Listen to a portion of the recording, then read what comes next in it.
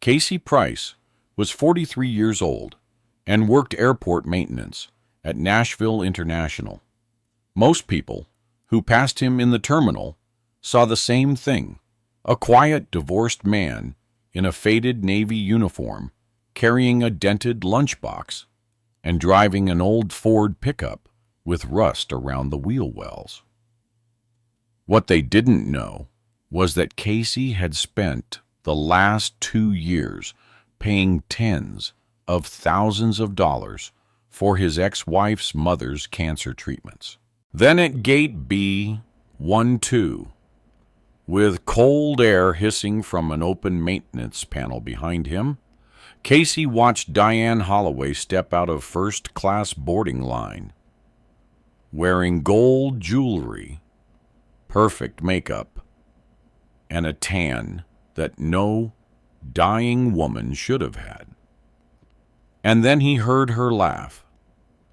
He still thinks I'm sick. Before we go further, tell me where you're watching from and what time it is in your city right now.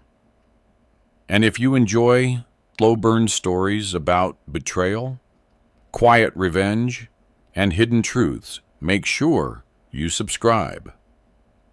Tomorrow's story gets even colder. The divorce papers arrived on a Thursday morning in late October. Nashville had just started turning cold. The maple tree outside Casey Price's small brick house in Antioch dropped orange leaves across the driveway while he stood at the mailbox holding a white envelope from Holloway and Pierce Family Law. No shouting had led to that envelope. No broken plates. No dramatic affair exposed in a restaurant parking lot. The marriage had simply gone quiet first. Vanessa Price used to talk constantly when they first met. Fast words, fast plans. She loved rooftop bars, downtown crowded brunch places near the Gulch, and real estate open houses she couldn't afford, but liked pretending she belonged in. Casey used to listen while tightening bolts under restaurant freezers during overnight repair jobs. She talked enough for both of them. Back then, she said his silence felt safe. 10 years later, she called the same silence dead weight. Casey never answered to that insult. He only stood in the kitchen holding a coffee mug while Vanessa paced near the marble island she insisted on financing 3 years earlier. "You're 41 years old," she told him that winter night. "You still smell like machine oil when you come home." He looked down at his hands. The black grease lines near his fingernails never fully disappeared anymore, no matter how hard he scrubbed after work. "I work maintenance," he said quietly. "You hide in maintenance," she replied. The sentence stayed with him longer than the divorce itself. Vanessa had changed slowly over the years. At first it was harmless things. Designer handbags bought on payment plans. Luxury apartments bookmarked online. Weekend trips charged to credit cards they couldn't pay off quickly enough. Then came the influencer friends, realtors, cosmetic dentists, women who spoke about energy and high-value lifestyles while drinking $80 champagne downtown. Casey never fit into those rooms. At parties, he usually stood near the back, holding a sweating glass of bourbon, while Vanessa laughed too loudly beside men in tailored jackets who worked in commercial development or finance. She introduced Casey the same way every time. "This is my husband. He works at the airport. Not engineer, not systems technician, not refrigeration specialist, just airport." Like he pushed wheelchairs between terminals. Casey never corrected her. He spent most nights inside mechanical rooms anyway. Loud compressor units, steel pipes dripping condensation, the sharp smell of coolant in the air. His world was concrete floors and fluorescent lights. He understood machines better than conversations. Then Diane Holloway got sick. The phone call came just after midnight, while Casey was replacing a failed evaporator motor inside Concourse C. Vanessa's voice broke apart through the speaker. "It's Mom." Casey drove straight from the airport to Vanderbilt University Medical Center without changing clothes. Grease stains still covered his sleeves when he walked into the oncology wing at 3 in the morning carrying vending machine coffee. Diane looked small in the hospital bed, smaller than he remembered. For the first time in years, Vanessa stopped talking about money. The diagnosis changed everything around the house after that.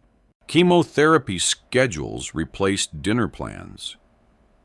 Insurance calls replaced arguments about vacations. Vanessa cried often during those first months. Casey quietly handled whatever she forgot. Prescriptions, pharmacy pickups, insurance forms, repairs around Diane's condo. And Diane noticed. Unlike Vanessa, Diane never looked embarrassed by Casey's work clothes. One freezing December evening, Casey spent 4 hours repairing the old furnace inside Diane's townhouse in Franklin, after a snowstorm damaged the ignition control board. He refused payment. Diane watched him pack his tools near midnight. "You're the only dependable man my daughter ever had," she told him softly. Casey remembered those words later, especially after the divorce, because when Vanessa finally asked for separation 8 months later, Diane's illness sat at the center of the conversation like another person in the room. Vanessa chose a restaurant near Green Hills for the discussion. Quiet place, low lights, expensive steaks Casey barely touched. "I can't do this marriage anymore," Vanessa said while staring at the wine list instead of him. Casey nodded once. No scene, no begging, no negotiation. That almost irritated her more. "You're not even going to ask why. I already know why." Vanessa leaned back in the booth. "You've given up on yourself, Casey." He looked through the restaurant window toward the parking lot rain. Outside, a valet jogged between luxury SUVs under yellow streetlights. Inside, Vanessa continued speaking carefully, like she had rehearsed everything. "I want more out of life than barely surviving every month." Casey thought about the 70-hour weeks he had worked while she built an online image of success they couldn't afford. But he said nothing. Then her tone shifted. "My mom's treatments are getting worse," she said quietly. "The insurance isn't covering everything." There it was, not love, not regret, money. Vanessa slid paperwork across the table. The divorce itself looked standard enough. House sale, retirement split, separate debt assignments. Then Casey reached the medical support clause. He read the paragraph twice. Temporary, voluntary assistance for ongoing oncology-related expenses concerning Diane Holloway. Vanessa folded her hands. She may not survive another 2 years. Casey kept reading silently. His attorney, a tired man named Richard Boone, had already warned him privately earlier that afternoon. "You are under no obligation to continue paying anything after dissolution," Boone had said. "This clause is unusual." But Casey remembered Diane sitting alone in that hospital room, while snow hit the windows outside Vanderbilt. He remembered her handing him a plate of food when he lost his father years earlier. He remembered her calling him dependable. That mattered to him, maybe more than it should have. So Casey picked up the pen. Vanessa looked genuinely surprised when he signed. "You're agreeing to this." "She's sick." "That's still my mother," Vanessa said carefully. Casey met her eyes for the first time that night. "I know." The house sold 3 months later. Vanessa moved into a luxury apartment near downtown Nashville. Casey rented a smaller brick place 20 minutes from the airport, beside a tire shop and a liquor store. The first medical invoice arrived 6 days after Christmas. The envelope carried the logo, Vanderbilt Oncology Financial Services. Inside was a balance statement for $6,842.17. Chemotherapy, support medications, specialist consultations, extended infusion treatment. Casey sat alone at his kitchen table, under weak overhead lighting, while the old refrigerator hummed beside him. Outside rain tapped softly against the windows. He stared at the number for a long time before opening his banking app. Then he paid it. Without a word, the payments became part of Casey Price's life the same way sunrise became part of morning shifts at the airport. Quiet, predictable, heavy. On the 5th day of every month, an invoice appeared in his mailbox or email inbox. Sometimes both. Vanderbilt Oncology, Financial Services. Different balances. Different treatment descriptions. Same urgency. Casey always paid within 24 hours. At first, the amount stayed manageable. $4,000. $6,000, occasionally $8,000. Then the numbers began climbing. Specialist imaging, extended immunotherapy, experimental medication approvals. Each invoice carried enough medical language to feel legitimate, enough detail to discourage questions. Casey never questioned them anyway. He simply worked more. By the 2nd year after the divorce, Casey's schedule looked less like employment and more like endurance. He covered overnight emergency calls across Nashville International Airport and sometimes nearby commercial refrigeration contracts on weekends, restaurant freezers, hotel cooling systems, grocery storage units. If something broke and leaked cold air at 2 in the morning, Casey usually got the call. His body started aging faster during those months. The cartilage pain in his knees worsened from kneeling on concrete floors. Deep blue shadows settled permanently beneath his eyes. His hands stayed cracked from chemical cleaners and winter air leaking through old loading dock doors. But his routine never changed. Wake up, black coffee, work, transfer money, sleep, repeat. His rented brick house in Antioch barely looked lived in anymore. The living room still held unpacked cardboard boxes from the divorce 2 years earlier. Casey never bothered decorating. The television stayed unplugged most weeks. Most nights, he fell asleep in his recliner wearing thermal work clothes while ESPN reruns played silently on the screen. The only thing he consistently organized was the folder beside the kitchen counter. Invoices, transfer confirmations, receipts. Every single one dated and filed carefully. Not because he expected trouble, because Casey organized everything that way. At work, Marcus Bennett started noticing changes long before anyone else did.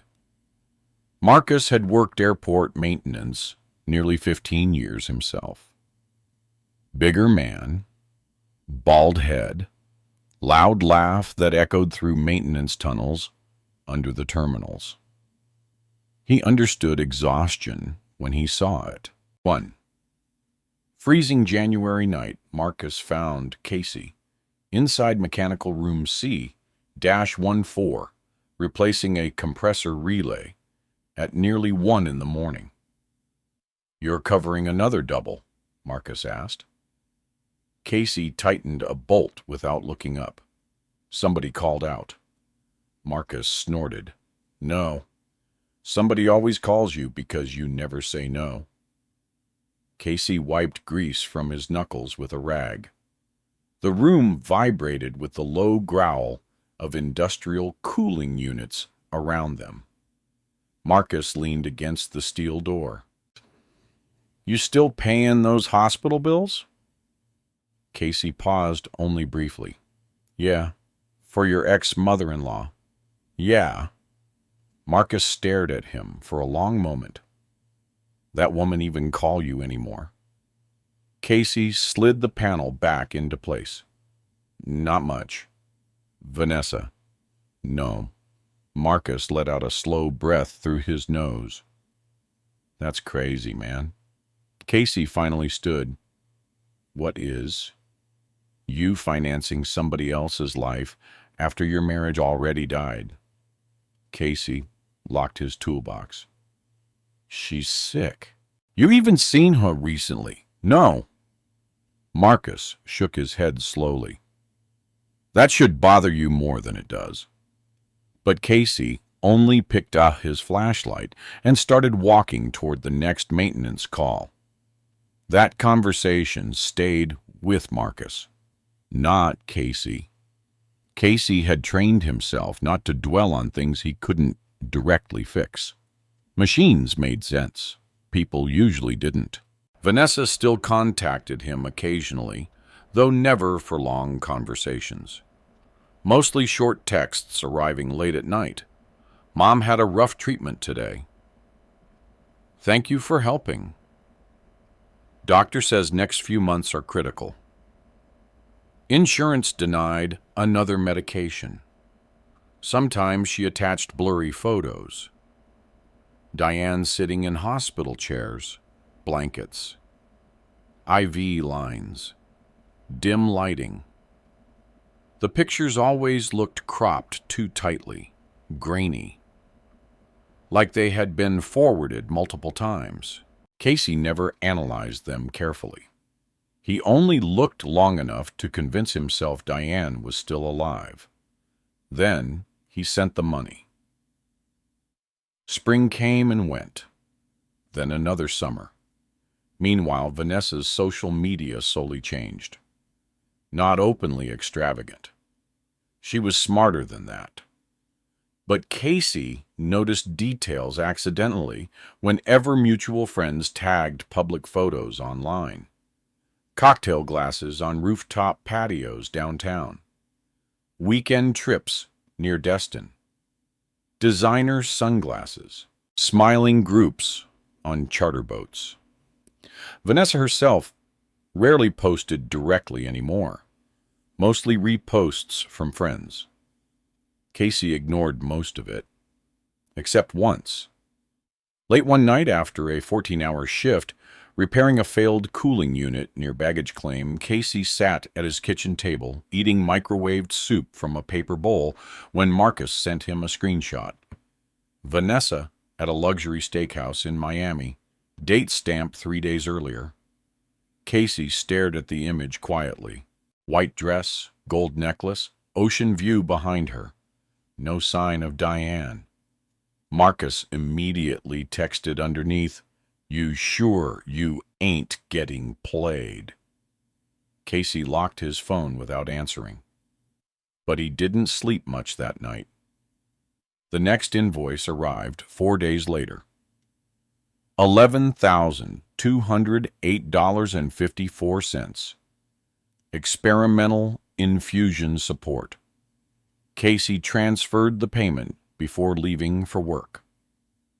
Still, small things started bothering him after that. Not enough to stop. Just enough to notice.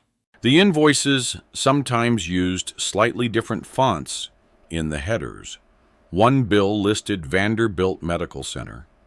Another listed Vanderbilt Oncology Financial Services. One envelope arrived from Nashville, another from a processing center in Atlanta. Casey assumed hospitals outsourced billing. He didn't know enough about medical systems to question it. And honestly, part of him didn't want to question it. Because if the bills were fake, then the last 2 years of sacrifice meant something uglier than loss. It meant humiliation. Casey preferred exhaustion over humiliation. One humid August afternoon, he stopped by a gas station outside Murfreesboro between repair calls.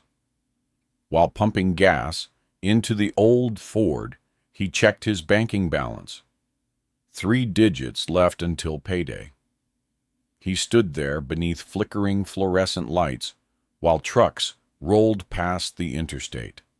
43 years old, working 70-hour weeks, eating gas station sandwiches, paying medical bills for a woman he no longer saw. And somehow, Casey still didn't feel angry, only tired. That night, he returned home after midnight and found another message from Vanessa. Waiting. Mom's numbers dropped again today. Doctors are trying something new. Thank you for not abandoning her. Casey stared at the screen for a long time. Then he typed only one reply. How is she feeling? The typing bubble appeared, disappeared, appeared again. Finally, some days better than others. No photo this time. No details. Just silence afterward. Casey placed the phone face down on the kitchen table and rubbed both hands across his face. The refrigerator hummed softly nearby. Rain tapped against the windows. For the first time in 2 years, something cold moved through the back of his mind. Not suspicion exactly, just a feeling that pieces no longer fit together correctly. The next morning at work, Marcus found Casey sitting alone inside the maintenance break room, staring at another invoice. Marcus grabbed coffee from the vending machine. How bad? Casey handed him the paper. Marcus whistled low. 18 grand. Experimental treatment authorization and advanced oncology support services. Marcus looked up slowly. Man, this doesn't even sound real anymore. Casey took the invoice back. At the bottom sat another transfer deadline, 48 hours. Marcus watched him carefully. You ever think maybe you should ask more questions? Casey folded the paper once, then again. Finally, he slid it carefully into the worn leather folder beside him. I gave my word, he said quietly. Marcus leaned back in the chair. Yeah, he muttered. But you gave it to people who stopped treating you like a human being a long time ago. Casey said nothing. But later that afternoon, while tightening bolts inside a freezing service corridor beneath Concourse B, he made a mistake for the first time in months. His wrench slipped. The steel edge split the skin across his knuckles. Blood hit the concrete floor instantly. Casey stared at it longer than necessary. Then he wrapped the wound in electrical tape and kept working. The morning Casey Price saw Diane Holloway at Gate B12 began like every other maintenance shift at Nashville International Airport. Dark outside, cold concrete floors, coffee burned too long on a heating plate inside the maintenance office. Casey arrived at 4:37 a.m., wearing the same faded navy work jacket he had owned for almost 6 years. The left sleeve still carried a small bleach stain from a refrigerant leak cleanup near Terminal C the previous winter. His steel thermos sat beside a folded work order packet while fluorescent lights buzzed overhead. The airport never truly slept. Even before sunrise, baggage carts rattled across service roads behind the terminals. Cleaning crews pushed gray bins through silent concourses. Early passengers drifted toward TSA checkpoints, carrying neck pillows and oversized coffees. Casey preferred those hours. Machines were calmer before crowds arrived. At 5:12 a.m., dispatch radioed a service call from Concourse B. Maintenance to Gate B12. Cooling airflow issue reported near south seating section. Casey acknowledged quietly and grabbed his tool case. The service corridor behind Concourse B smelled faintly of jet fuel and industrial cleaner. Casey walked past electrical panels and humming ventilation systems before pushing through the metal access door near the gate seating area. Cold air immediately brushed against his face. One of the overhead airflow units had partially failed, leaking uneven streams of chilled air into the waiting area. Passengers nearby complained while airport staff tried redirecting people farther down the terminal. Casey knelt beneath the vent housing and removed the lower service panel. Metal screws clinked softly against the tile floor. Above him, the airport announcement system echoed through the concourse. Southwest Airlines Flight 2187 to Miami, now boarding Group A, Miami. Casey barely noticed the destination at first. He focused on the damaged actuator motor inside the cooling assembly. One bearing had worn nearly smooth. The vibration explained the airflow issue immediately. Simple repair. His hands moved automatically. Flashlight between his teeth.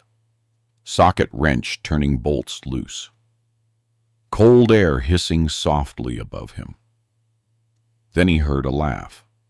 Not loud, sharp. Familiar enough to freeze his hands in place. Casey slowly lowered the wrench. Footsteps passed nearby across the polished floor tiles. He turned slightly without fully standing. Vanessa. For a moment his brain refused to place her there correctly. The image didn't fit reality. She looked different from the woman who used to sit across from him at kitchen tables, surrounded by overdue bills. More polished now, more expensive. Camel-colored wool coat, cream turtleneck sweater, leather boots that probably cost more than Casey spent on groceries in a month. Her dark hair fell perfectly straight over one shoulder, while she rolled a white designer suitcase toward the boarding lane. But it wasn't Vanessa that stopped Casey's breathing. It was the woman walking beside her, Diane Holloway. Healthy, not hospital healthy, not recovering healthy, vacation healthy. Her skin carried a warm tan that no chemotherapy patient should have in December. Her silver hair looked freshly styled. Gold bracelets moved softly against her wrist as she adjusted a leather handbag Casey immediately recognized as designer. No scarf covering hair loss, no weakness, no oxygen support, no careful movement. She walked normally, actually better than normal. Casey stayed crouched behind the half-open maintenance panel while passengers moved around him. His pulse began pounding heavily in his ears. Diane smiled at something Vanessa said. Then Casey saw it. First-class boarding tags attached to both suitcases. The cold air from the damaged vent suddenly felt sharper against his skin. For 2 years, Casey had eaten microwaved dinners and worked overnight repair shifts to pay hospital invoices. And Diane Holloway looked like she had just stepped out of a luxury travel magazine. Vanessa stopped near the boarding lane scanner. "Did you bring the reservation confirmation?" she asked. Diane patted her purse. "In the front pocket." Vanessa laughed quietly. "You almost forgot it again in Scottsdale." Scottsdale, Arizona. Casey stared motionless at the floor. Another trip, another place, another life he apparently financed without knowing. Passengers continued boarding around them, while Casey remained partially hidden beside the vent housing. Then Diane leaned closer toward Vanessa. "You booked the Ocean View suite, right? Obviously, I still can't believe he paid for all this." Vanessa smirked slightly. "He thinks you're getting treatment." The sentence landed harder than Casey expected. Not because of the betrayal, because of how casually she said it. Like discussing weather. Diane shook her head with a soft laugh. Casey was always too soft to question anything. Neither woman sounded nervous. Neither sounded guilty. Just amused. Casey's fingers tightened slowly around the wrench handle until the edges bit into his palm. A younger version of him might have stood immediately, might have shouted across the gate area, might have demanded answers in front of strangers and airline staff and security cameras. But 43-year-old Casey Price had spent 2 years swallowing exhaustion quietly. That kind of man learned control before anger, so he stayed still. His breathing slowed deliberately. The maintenance panel shielded most of his body from view, while travelers crowded between them. Casey carefully reached into his jacket pocket and pulled out his phone. No sudden movements, no emotion on his face. He activated the camera. First. One photo, then another. Vanessa beside the boarding lane. Diane holding her passport. The first-class tags clearly visible. Casey zoomed slightly closer. Miami flight information. Timestamp. Gate number. Everything clear. Then he switched silently to video. Their voices became harder to hear beneath airport announcements and rolling luggage wheels, but enough carried through. Final transfer cleared yesterday. The condo payment. He never checks anything. Casey recorded 37 seconds before a TSA employee walked between them. His hands remained steady. That surprised even him. Above the concourse windows, weak winter sunlight finally began spreading across the tarmac outside. Aircraft lights blinked through the early morning fog while baggage crews loaded suitcases beneath the wings. Casey remembered every extra shift, every missed holiday, every invoice paid instead of replacing his failing transmission. And Diane Holloway had spent that money boarding first class to Miami. Vanessa glanced toward the seating area suddenly. For one dangerous second, Casey thought she had seen him. But her attention shifted immediately toward the boarding scanner instead. Group A passengers now welcome aboard. The airline attendant smiled. Vanessa handed over both boarding passes. Diane adjusted her gold bracelet. Then she laughed one more time. He really believed I was dying. Casey felt something inside him settle cold and hard at the center of his chest. Not rage. Worse, clarity. The boarding line moved forward. Casey lowered the phone carefully. His reflection stared faintly back from the dark screen. Tired eyes, grease stain near his collar, small cut across his knuckles, still wrapped in electrical tape from yesterday's shift. 2 years. Gone. Bought vacations, luxury condos, designer luggage. The actuator motor above him continued rattling inside the cooling vent. Casey slowly placed the wrench back into his toolbox. Then, without taking his eyes off the boarding gate, he reached for his phone again. This time, he opened his contacts. Marcus Bennett. The call connected after 2 rings. Marcus sounded half asleep. "You know what time it is, Casey." Kept watching Vanessa disappear down the jet bridge beside Diane. His voice stayed calm. Too calm. "I need you to tell me something," he said quietly.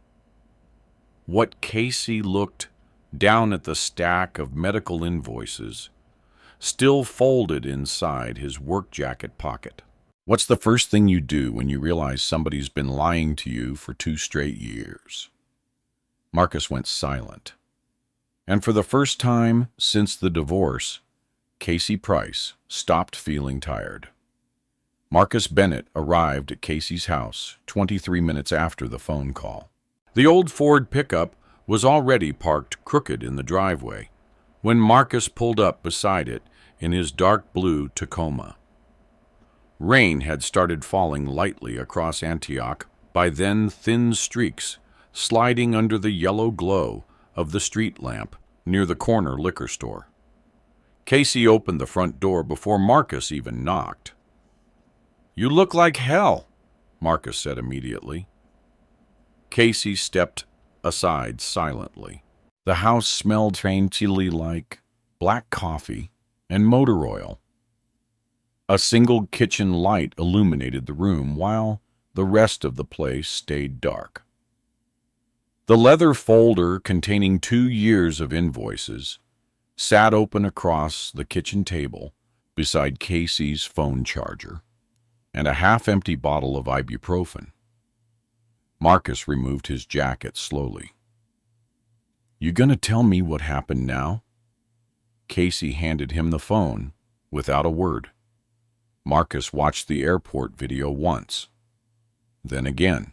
The second time, he lowered the volume and focused entirely on Dan and Vanessa's faces. When the video ended, the kitchen stayed silent, except for rain tapping against the windows. Finally, Marcus exhaled hard through his nose. "Oh, man." Casey leaned against the counter with both arms crossed. No yelling, no pacing, no rage. That disturbed Marcus more than anger would have. "You sure that's recent?" Marcus asked, carefully. "I recorded it this morning." Marcus rubbed his jaw. "And she looked healthy like that the whole time."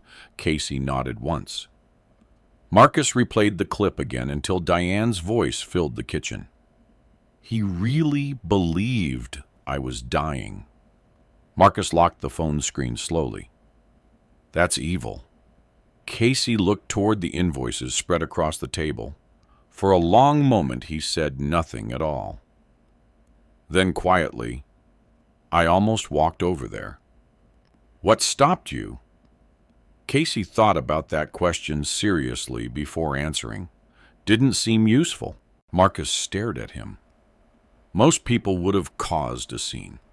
Most scenes don't fix anything. The rain outside grew heavier. Casey sat down at the table and pulled the leather folder closer. Inside were dozens of invoices, organized chronologically, with transfer receipts clipped behind them. 2 full years reduced to paperwork. Marcus flipped through the stack. Jesus Christ. Every page carried the same hospital branding. Official-looking logos. Detailed billing codes. Medical terminology, dense enough to overwhelm anyone unfamiliar with oncology. At first glance, everything appeared legitimate. But now, Casey saw things differently. Tiny details, small inconsistencies, hairline cracks spreading through the illusion. He picked up one invoice from 11 months earlier and placed it beside another from 3 weeks ago. "Look here," he said. Marcus squinted. "What am I looking at?" "The font." Marcus frowned. "You serious?" Casey pointed again. "The hospital name changes slightly. Look at the spacing." Marcus leaned closer beneath the kitchen light. Sure enough, the lettering wasn't identical. One used slightly bolder text. The other appeared compressed. "That could just be different printers," Marcus said. "Maybe." Casey reached for another invoice.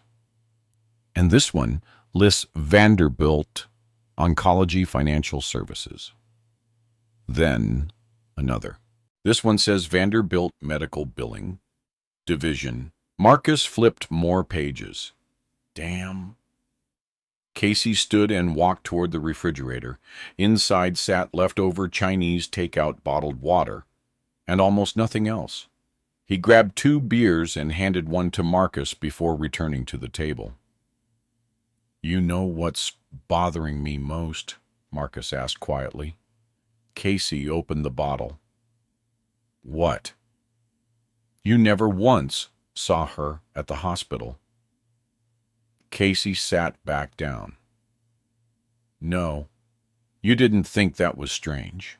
I asked a few times early on. And Vanessa said Diane didn't want visitors seeing her during chemo." Marcus shook his head slowly. "And you accepted that Casey took a long drink before answering." She sounded believable. The sentence lingered heavily between them. Marcus looked around the small kitchen. Cheap blinds, old appliances, water stain near the ceiling from a roof leak Casey hadn't fixed yet because he kept postponing the expense. Then Marcus thought about the women boarding first class to Miami. His expression hardened. How much total Casey already knew the answer?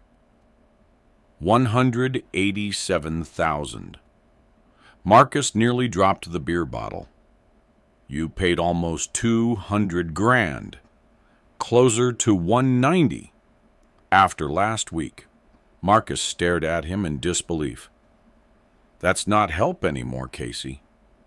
That's your entire damn life." Casey didn't argue, because Marcus was right. Every delayed purchase, every overtime shift, every holiday worked, all of it sat in those folders. Marcus leaned forward suddenly. "You need to call somebody tomorrow." "Who?" "A lawyer. A real one." Casey looked down at the invoices. "I signed the agreement voluntarily. Yeah, under false pretenses." Casey remained silent. Marcus lowered his voice. "Listen to me carefully. You do not call Vanessa tonight. You don't text her. You don't warn her." "I wasn't planning to." "Good." Casey's calmness unsettled Marcus again. Most betrayed people wanted confrontation immediately. They wanted emotional release, revenge, noise. But Casey approached problems the same way he approached damaged machinery. Observe first. Understand the system. Then touch nothing until you know where pressure lines connect. That mindset probably saved him. Around midnight, Marcus finally left. Before walking out, he stopped near the front door. "You okay, Casey?" Considered the question honestly. "No." Marcus nodded once. "Call me tomorrow before work." After the truck disappeared down the wet street, Casey locked the door and returned to the kitchen table. The house felt colder now. He sat alone under the overhead light while rainwater slid slowly down the windows beside him. Then he began checking every invoice carefully, not emotionally, methodically, date by date, page by page, like an audit. For 2 hours, Casey compared headers, addresses, formatting, and billing structures. He used his laptop to search archived Vanderbilt billing examples online. The deeper he looked, the worse things became. One invoice listed a zip code tied to a downtown office building that no longer existed. Another used outdated hospital branding retired almost 3 years earlier. A third contained inconsistent spacing between medical codes. Tiny mistakes. The kind careless people make when they assume nobody will verify details. Casey's exhaustion slowly transformed into something sharper. At 2:14 a.m., he found the first undeniable error. A typo. Not in the medical language, in the return mailing address. Tennessee. Missing one S. Casey stared at the word for several seconds. Then he stood abruptly and walked to the cabinet above the sink. He pulled down older invoices from previous months and spread them across the counter. 3 more carried the exact same typo. Tennessee. No legitimate hospital billing department would repeatedly misspell its own state. Casey leaned both hands against the kitchen counter. The realization landed slowly. Not because he lacked intelligence, because his brain resisted accepting the scale of the betrayal. 2 years. Not one desperate lie. Not one emotional mistake. A sustained operation, structured, repeated, calculated. He looked toward the dark living room where unopened moving boxes still sat against the wall. He could have bought a new truck, paid off the house years earlier, taken time off work, built something better for himself. Instead, he financed luxury vacations for the woman who used to mock his job. Casey closed his eyes briefly. Then he did something Marcus wouldn't have expected.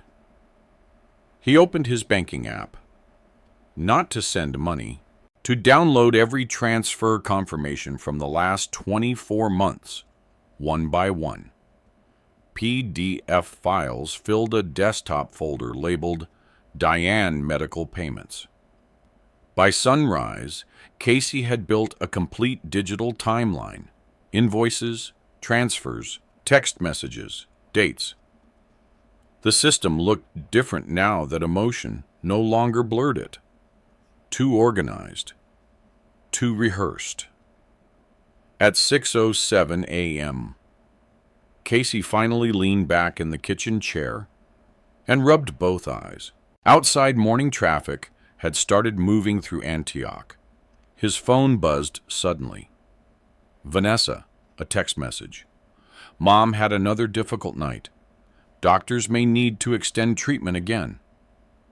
Casey read it twice. No anger crossed his face, only stillness. Then another message arrived. Thank you for never giving up on her. Casey stared at the screen for a very long time. Finally, he placed the phone face down beside the invoices.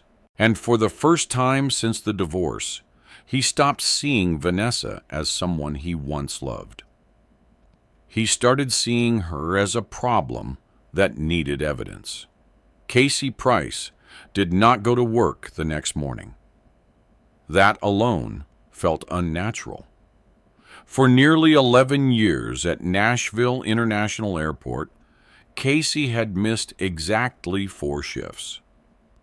1 for pneumonia, 2 after his father's funeral, 1 during the divorce hearing because the judge required both signatures in person. Now he sat at his kitchen table wearing a gray thermal shirt, while cold coffee turned stale beside his laptop.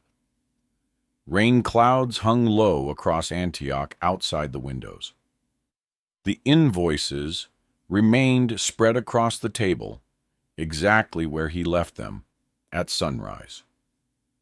Casey spent the first hour checking addresses, not emotions. Addresses. He typed each billing location into Google Maps one at a time. The first led to a real Vanderbilt administrative building downtown. The second pointed to a UPS store. The third showed an empty office complex with boarded windows near Brentwood. Casey leaned back slowly in his chair. No hospital system accidentally routed oncology payments through vacant property addresses. His phone buzzed again around 8:40 a.m.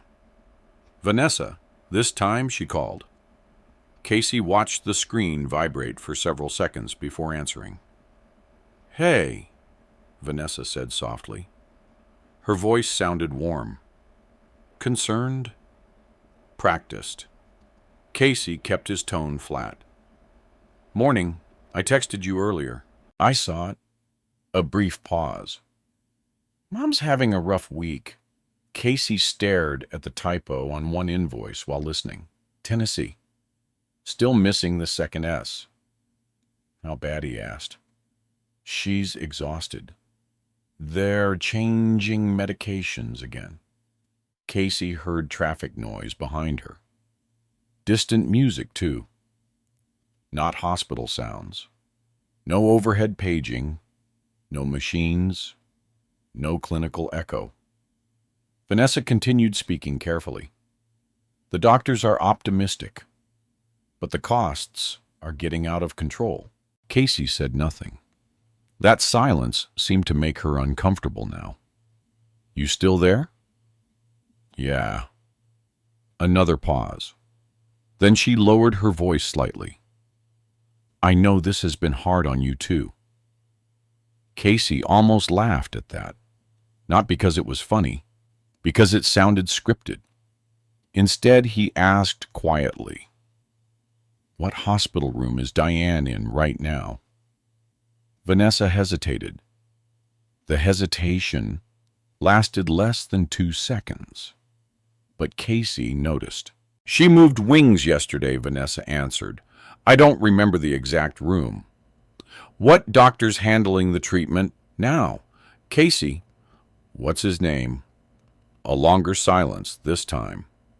"Then there are multiple specialists involved."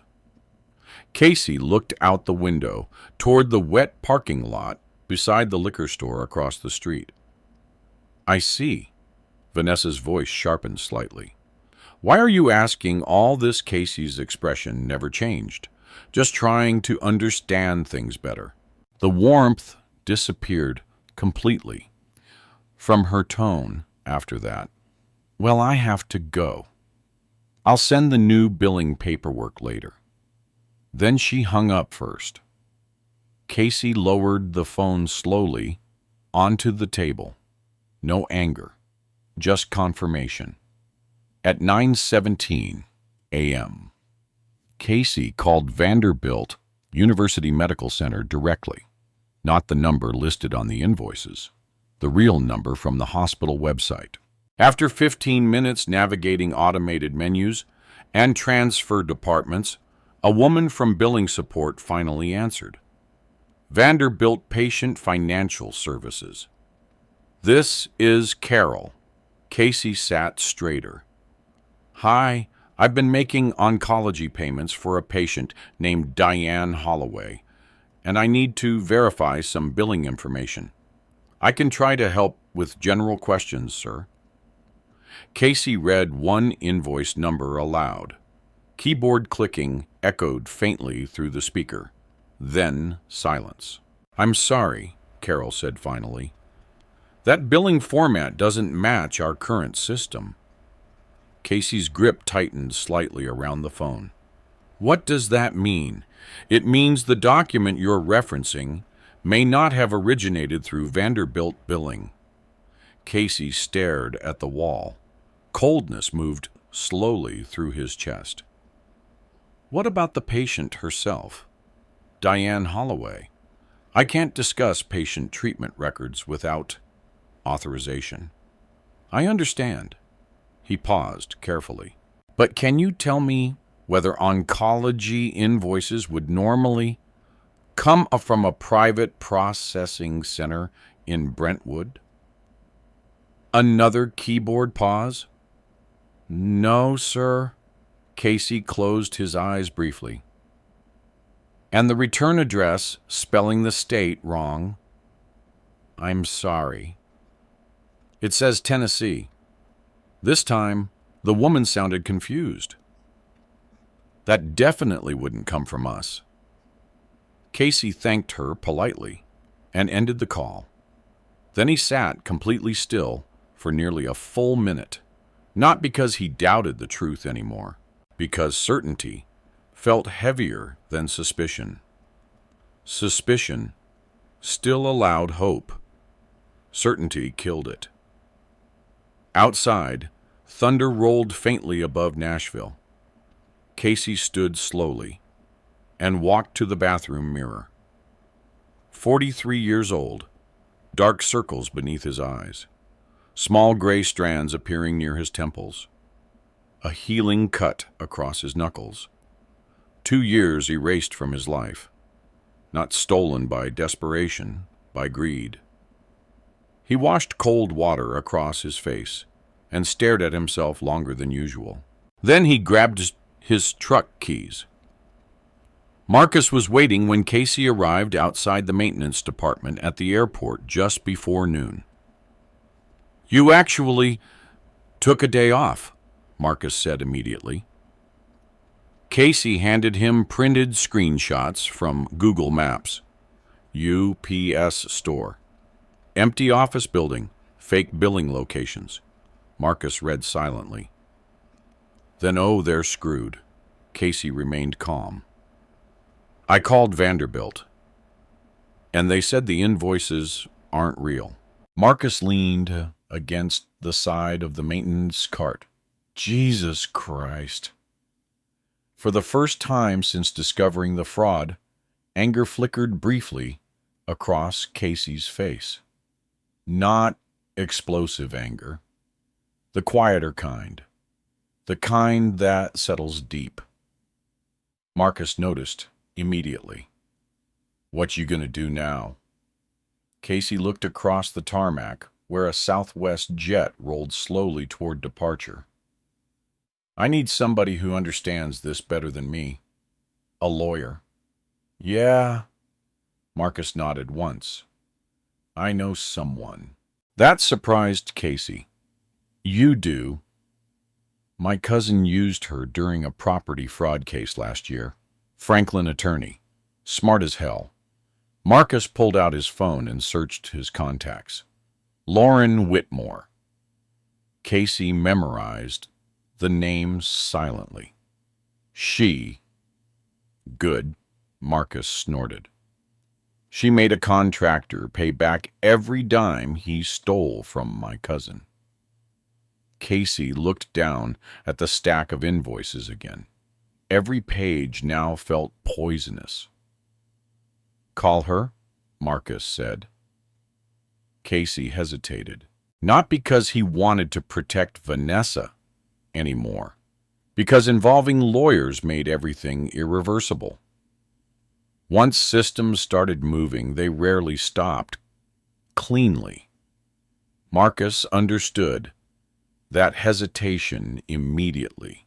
You still thinking about protecting them? Casey answered honestly. I don't know what I'm thinking. Marcus lowered his voice. You know what bothers me most? What? That they counted on you being decent. The sentence landed hard because it was true. Vanessa never targeted a cruel man. Cruel men ask questions immediately. She targeted Casey because he kept promises long after emotions faded. That reliability became the weapon used against him. An hour later, Casey sat inside a law office in downtown Franklin.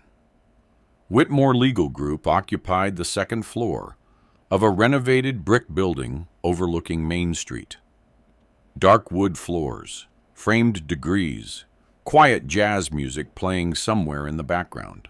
Lauren Whitmore entered, carrying a legal pad and a black coffee. Late 30s, sharp navy blazer, controlled posture. The kind of person who noticed details before speaking. Casey immediately liked that. She shook his hand once and sat across from him at the conference table. Marcus had already emailed over several invoices before they arrived. Lauren opened the folders slowly. How long were you married? 10 years. How long have you been paying these bills? 24 months. Lauren read silently for several minutes. No reactions, no interruptions. Then she placed one invoice flat on the table. This is fake. Casey looked at her. You're sure? Yes. She slid another page beside it. So is this one. Then another, and this. Casey felt strangely calm, hearing it spoken aloud. Lauren leaned back slightly. Mr. Price, these weren't designed to survive scrutiny. They were designed to survive trust. The room went quiet. Outside the office windows, afternoon traffic moved slowly through downtown Franklin. Lauren folded her hands together. Tell me exactly when you first realized something was wrong. Casey reached into his jacket pocket. Then he placed his phone on the conference table and pressed play. Diane's voice filled the room softly. He still thinks I'm sick. Lauren Whitmore listened without blinking. When the recording ended, she looked directly at Casey for the first time and asked the question that changed everything. Do you want revenge? She said calmly. Or do you want the truth documented properly? Lauren Whitmore's office overlooked Main Street in downtown Franklin. But Casey Price barely noticed the view. His attention stayed fixed on the stack of invoices spread across the conference table. For 2 years, those papers represented sacrifice. Now, they looked like evidence. Lauren removed her reading glasses and folded them carefully beside her legal pad. Well, she asked calmly. Casey looked up. Well, what do you want? Revenge? She repeated. Or do you want this handled correctly?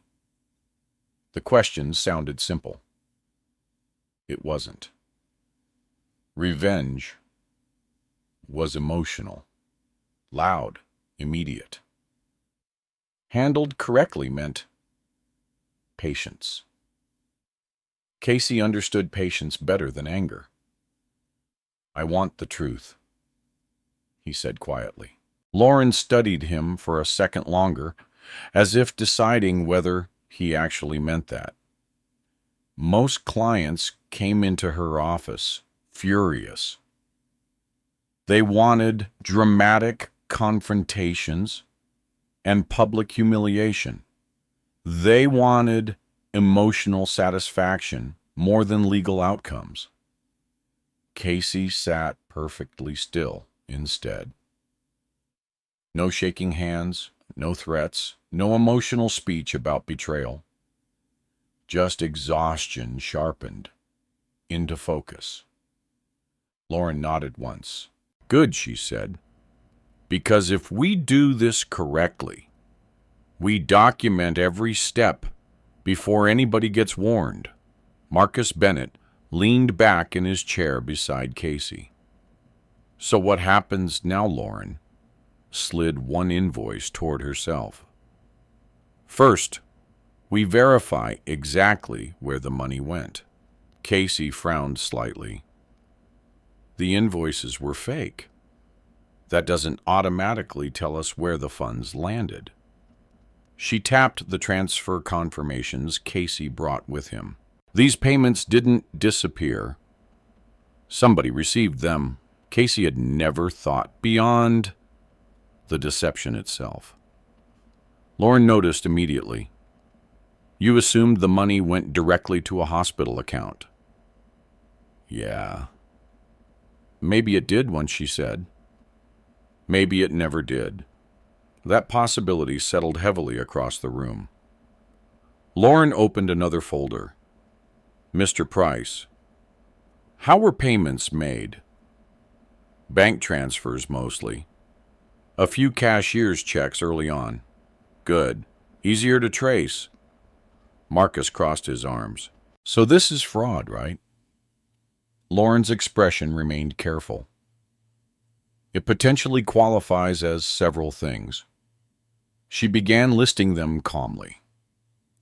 Fraudulent misrepresentation, fabricated billing documentation, possible wire fraud depending on interstate transfers, potential mail fraud if falsified invoices were sent physically.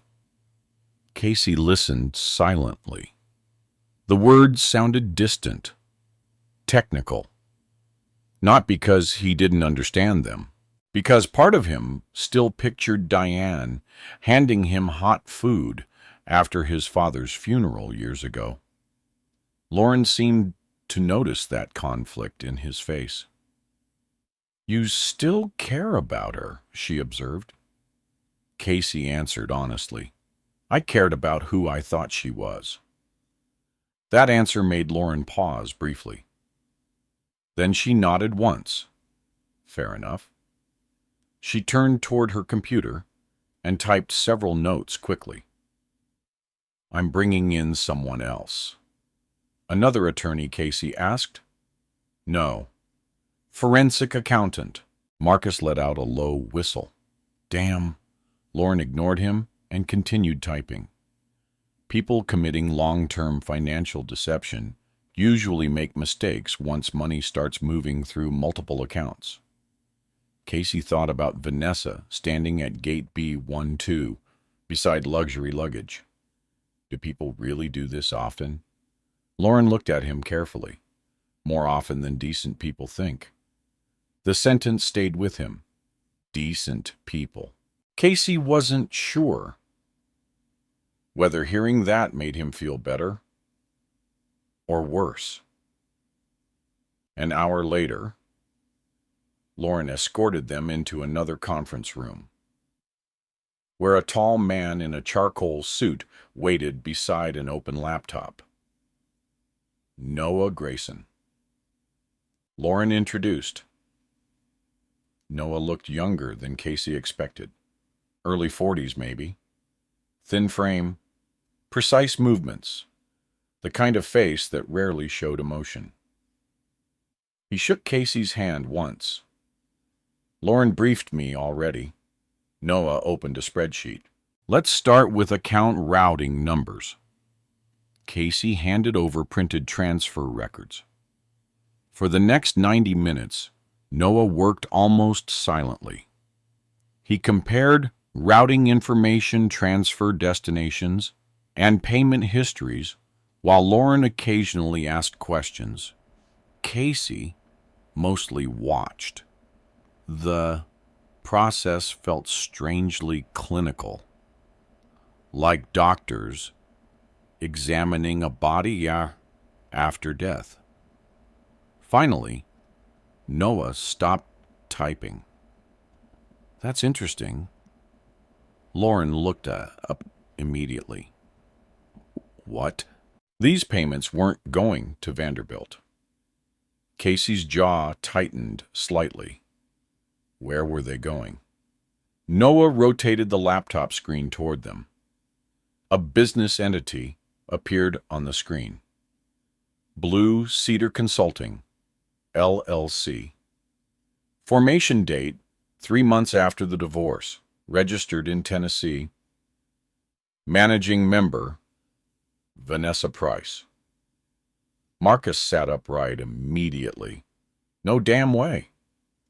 Noah kept scrolling calmly. The transfer account linked to these invoices routes directly into this LLC operating account. Casey stared at the screen without blinking. Blue Cedar Consulting. Not medical treatment. Not oncology support. A business account. Lauren folded her arms slowly. How much total? Noah clicked another tab. Direct transfers from Mr. Price appear to total approximately $187,000 over 24 months. Marcus muttered a curse under his breath. But Noah wasn't finished. Funds then dispersed into multiple outgoing expenses. He scrolled again. Condominium payments, luxury vehicle lease charges, travel bookings, retail purchases. Casey's face remained still, but something colder settled deeper behind his eyes with every line item. Miami Condo Association fees. Scottsdale Resort reservations. Lexus Financial Services.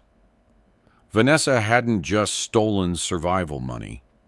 She had converted his overtime hours into lifestyle upgrades. Lauren looked toward Casey carefully. You okay? Casey kept staring at the screen. Yeah. Marcus snorted softly. No, he ain't. But Casey barely heard him anymore. His mind replayed every exhausted night over the past 2 years. Every skipped expense. Every broken thing he delayed fixing. Every shift worked while Vanessa drank cocktails beside ocean views. Noah clicked one final document open. This part matters. A scanned signature authorization form appeared. Diane Holloway's signature. Casey recognized it instantly. He had seen it on birthday cards and Christmas checks years earlier. Marcus leaned closer. She knew. Noah answered carefully. She appears connected to the account activity. The room fell quiet. That truth hurt Casey more than Vanessa. Because Vanessa had already emotionally left long before the divorce. But Diane had looked him in the eye for years. Lauren finally broke the silence. Mr. Price, from this point forward, you do not contact either woman directly unless I advise it. Casey nodded once. No social media posts, no confrontation, no emotional text messages. I understand. Lauren looked relieved hearing that. Most clients ignored that instruction within hours. Casey wouldn't. Not because he lacked emotion. Because he now understood the value of evidence. Noah closed the laptop halfway. There's another thing. Lauren looked over. What? The LLC account balance dropped significantly after the Miami trip. Casey finally spoke again. What does that mean? It means they may already suspect money flow problems are coming. Marcus frowned. You think they know? Casey figured it out. No, Noah said, but people running scams usually spend aggressively near the end. The sentence hung in the air ominously. Lauren leaned forward. "Can you freeze assets?" "Not yet," Noah replied. "Need formal filings first." Lauren nodded thoughtfully. Then Casey's phone buzzed. Vanessa. Everyone at the table saw the name. Marcus muttered, "Speak of the devil." Lauren held out her hand immediately. "Don't answer emotionally." Casey looked at the screen. The phone continued vibrating, then stopped. A voicemail notification appeared seconds later. Casey played it on speaker. Vanessa's voice filled the conference room softly. "Hey, call me when you get this. Mom had another appointment this morning, and there may be a treatment extension. I know you're probably busy at work." A small pause. Then, thank you again. "Seriously, I don't know what we would have done without you." The message ended. Nobody spoke for several seconds afterward. Finally, Marcus laughed once. Not humor. Disbelief. "She's good." Lauren looked toward Casey. "How do you want to proceed?" Casey stared at the silent phone, then at the spreadsheets, showing where his money really went. 2 years ago, he would have transferred another payment immediately after hearing Vanessa cry. Now he noticed details instead. No hospital sounds behind her voice. No fear. No urgency. Just performance. Casey slowly locked the phone screen.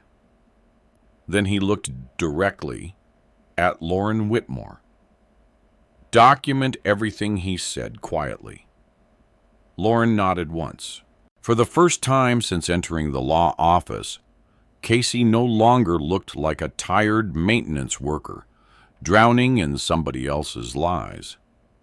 He looked like a man finally learning the system he'd been trapped inside.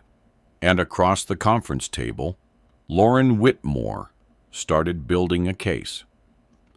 3 days after meeting Lauren Whitmore, Casey Price returned to work at Nashville International Airport like nothing had happened. That was part of the strategy. No confrontation, no emotional reaction, no warning signs. Lauren wanted Vanessa comfortable. Comfortable people made mistakes. Casey moved through the airport exactly as before. Same faded uniform, same dented toolbox, same black coffee carried through maintenance corridors before sunrise. But internally, something fundamental had changed. For 2 years, Casey walked through life, believing he was helping someone survive cancer. Now every memory felt contaminated. At 5:40 a.m., he stood inside a mechanical service tunnel beneath Concourse C, tightening pressure fittings on a refrigeration line, while Marcus Bennett leaned against the wall nearby drinking gas station coffee. "You sleeping at all?" Marcus asked. Casey kept working. "Some." "That means no." Casey tightened the final fitting and wiped his hands with a rag. Above them, passenger footsteps echoed faintly through the ceiling structure. Marcus lowered his voice. "You hear anything else from Vanessa?" "She texted yesterday." "What did she say?" Casey pulled out his phone and handed it over. Marcus read silently. "Mom's feeling weak after treatment. Doctors may extend the Miami recovery stay another week." Marcus looked up slowly. "Miami recovery stay." Casey said nothing. Marcus laughed once under his breath. "She's not even trying anymore." But Casey noticed something else. No urgency in the message. No direct request for money. That usually meant another invoice was coming soon. He was right. At 9:13 a.m. an email arrived while Casey repaired a broken baggage carousel sensor. Subject urgent. Oncology balance notice. Attached balance $22,481.16. Experimental emergency surgical support. Casey stared at the number on his cracked phone screen while conveyor motors rattled nearby. $22,000. Lauren had instructed him carefully before this stage. Do not refuse payment immediately. Do not accuse anyone. Keep communication open. Let them continue the pattern. So Casey forwarded the email directly to Lauren and Noah Grayson without replying. 32 minutes later, Lauren called. Don't pay this one yet, she said immediately. Casey stepped into a quieter service hallway near Gate C7. You sure? Yes. What if she notices? She will. Lauren sounded calm as always. That's useful. Casey leaned against the wall. So now what? Noah traced additional account activity overnight. Casey waited. Lauren continued. The LLC isn't just receiving your transfers anymore. A bad feeling moved slowly through his stomach. What does that mean? It means Vanessa expanded the operation. Casey closed his eyes briefly. How? Credit lines, short-term business loans, luxury, lease agreements. Lauren paused. And we found something else. Casey listened carefully. Diane Holloway signed multiple financial documents tied to Blue Cedar Consulting. That hurt worse than hearing it the first time. Not because Casey still loved Vanessa, but because part of him kept hoping Diane had only known pieces of the lie.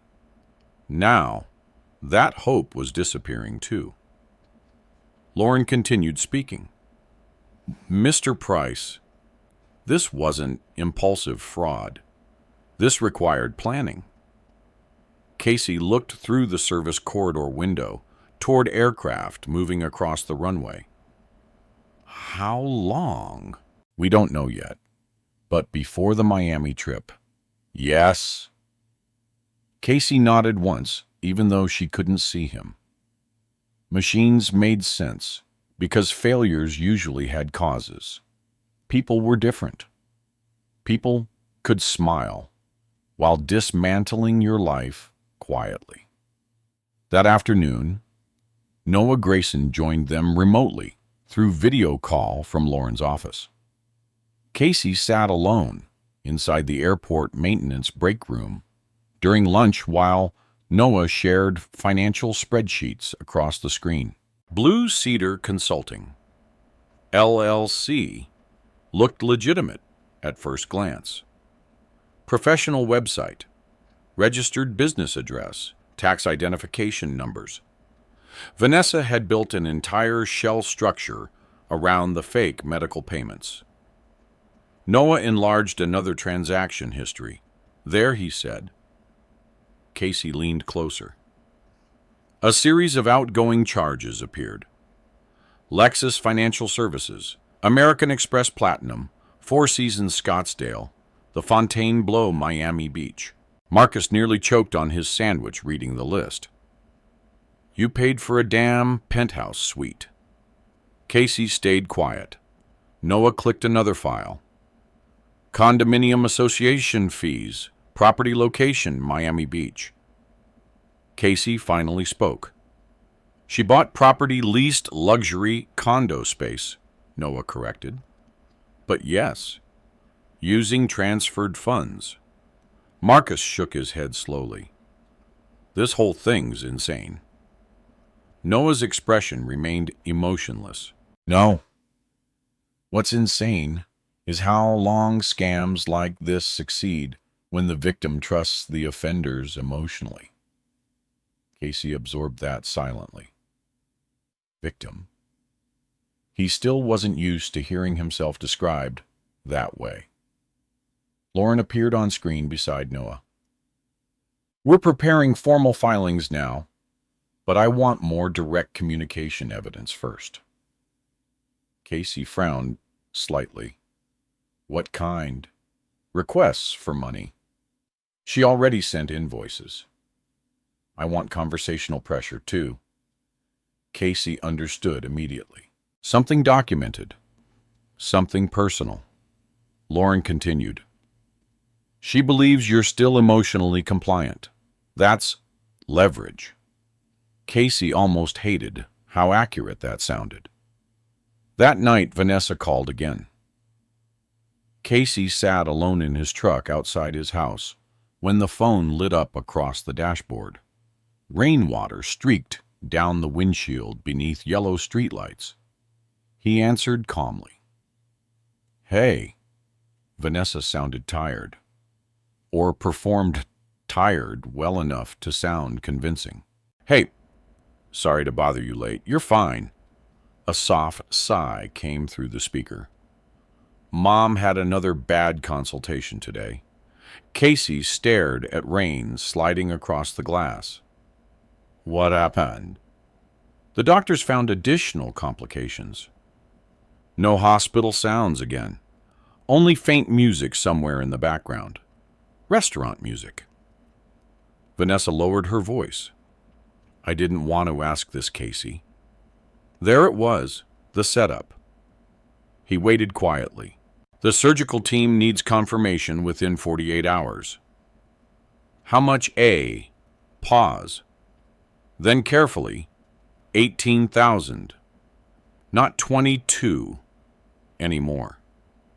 Casey noticed immediately.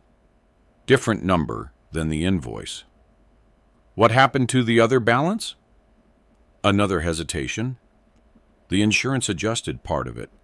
Casey looked toward the dark liquor store across the street. You said emergency surgery. It is.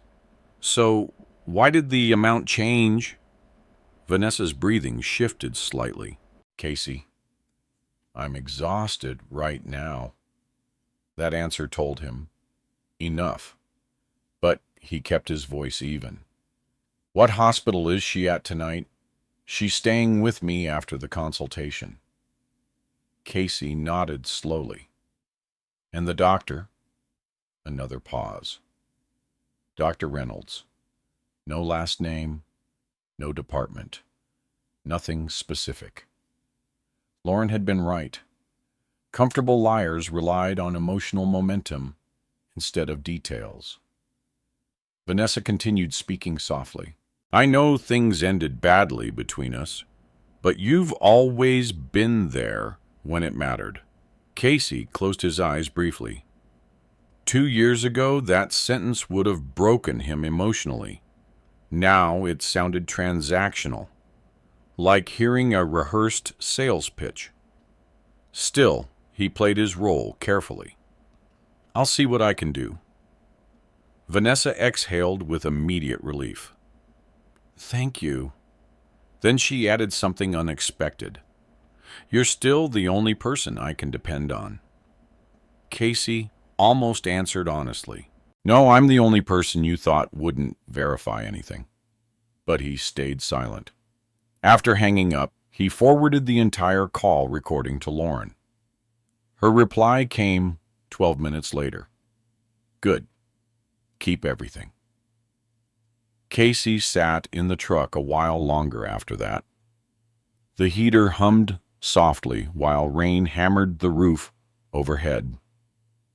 Inside the glove compartment sat unpaid invoices, totaling nearly $23,000.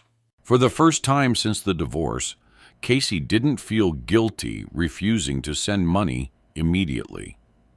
Instead, he felt something colder, distance, Not emotional distance, strategic distance. The kind that allowed him to finally observe Vanessa clearly instead of through loyalty. At 11:08 p.m., another email arrived. New attached invoice. Different format again. Different billing codes. Different amount.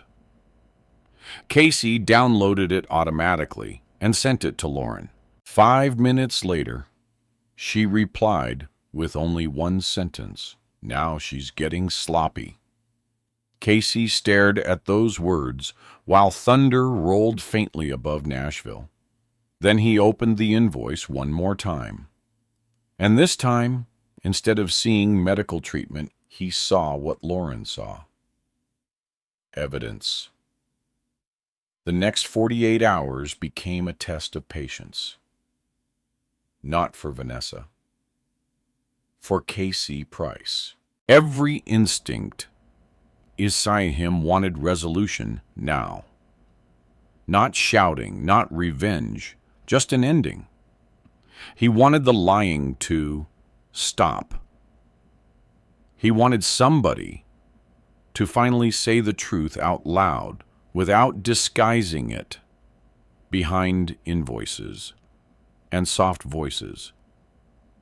But Lauren Whitmore kept repeating the same instruction. People reveal themselves most clearly when they think they still have control. So, Casey waited. And Vanessa kept talking. The first call came Tuesday morning while Casey stood inside a freezing maintenance corridor beneath Terminal A, replacing a damaged condenser fan motor. The airport around him vibrated with movement, rolling luggage overhead, security announcements, jet engines muffled through layers of concrete and steel. His phone buzzed across the open toolbox. Vanessa.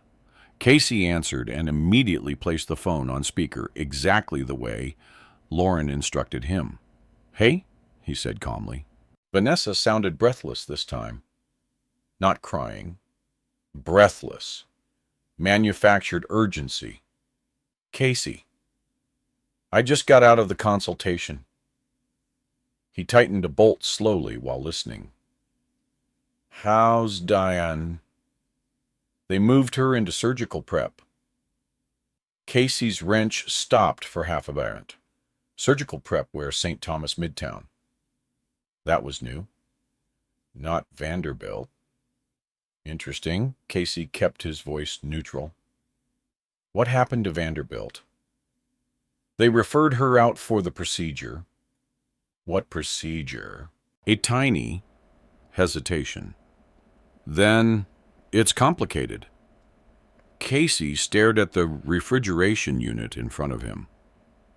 Real people answering real medical questions usually used specifics automatically. Room numbers, doctor names, departments. Liars preferred emotional fog. "What's the surgeon's name?" he asked. Vanessa exhaled sharply. "Casey, does that really matter right now?" "Yes." Silence. Then Dr. Reynolds. Again. Still no first name, no specialty, no details. Casey continued tightening bolts while cold air hissed around him. "What kind of surgeon?" "I don't know." "Okay," Vanessa snapped suddenly. "I'm trying to hold everything together right now." There it was. Pressure. Lauren predicted that too. Once details failed, Vanessa redirected toward emotion. Casey remained quiet long enough for her breathing to settle again. Then her voice softened immediately. "I'm sorry. I'm exhausted. It's okay. We just need the transfer before tomorrow morning." "How much exactly?" 18,400. Different again. Casey noticed every number change now. Every inconsistency. Every tiny adjustment. He pulled off one work glove and wiped grease across a rag slowly. Send me the paperwork again. I already did. Send it one more time.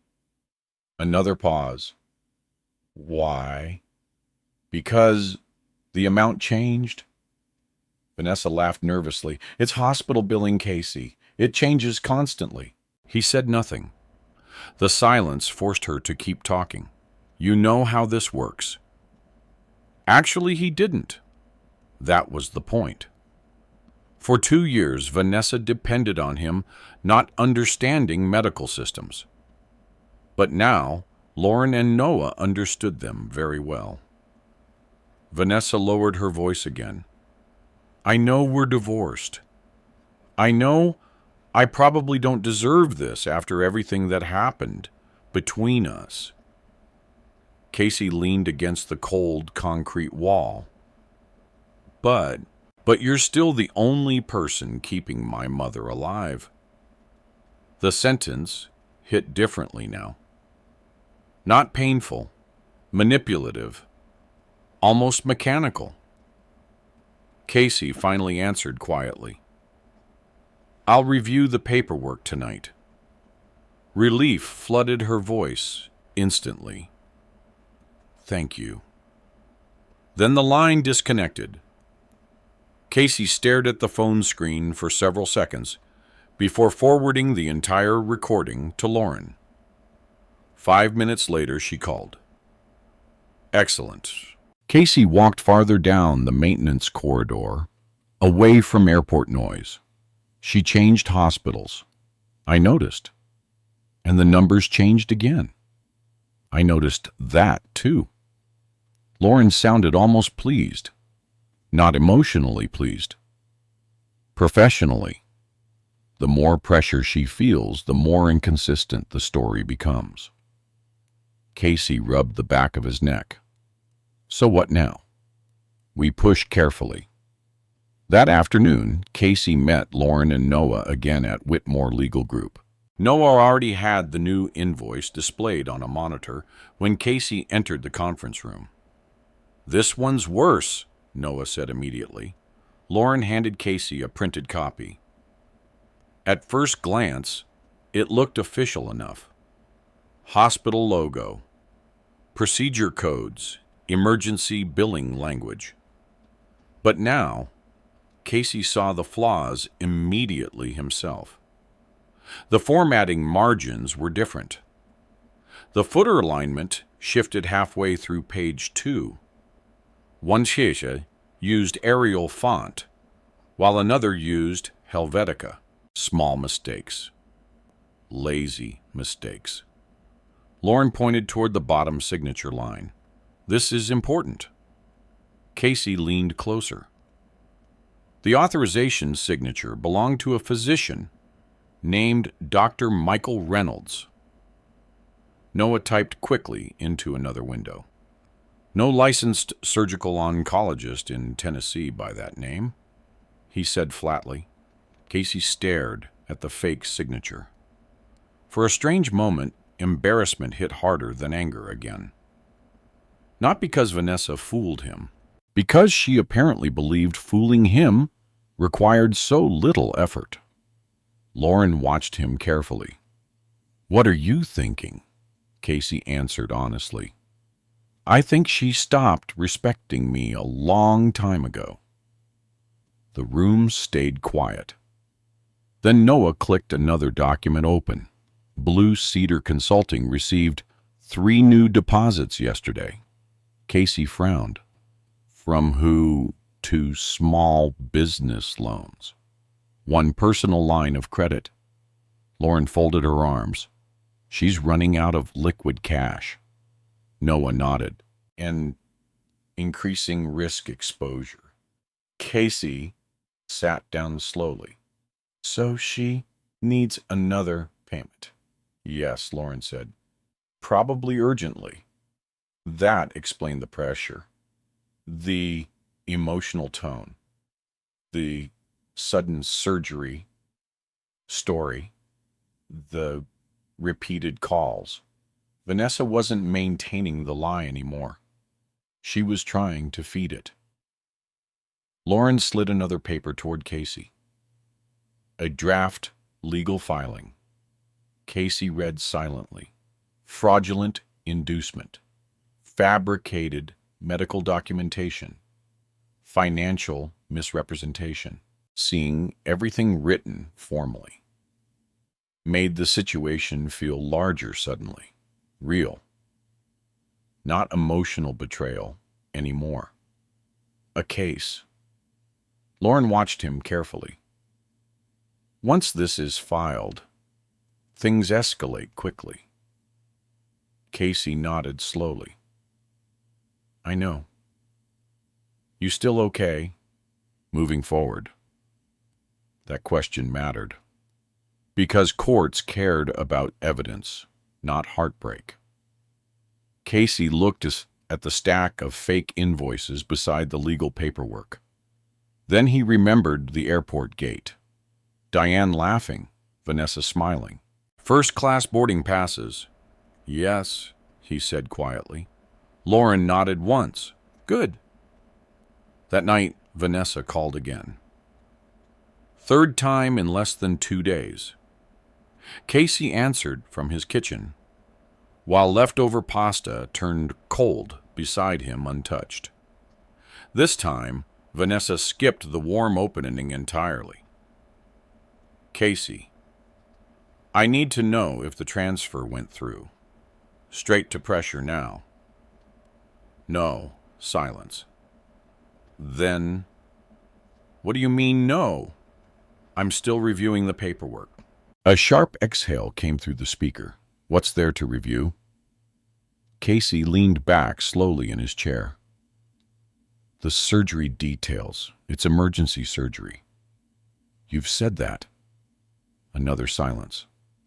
Then Vanessa spoke carefully again, resetting her tone.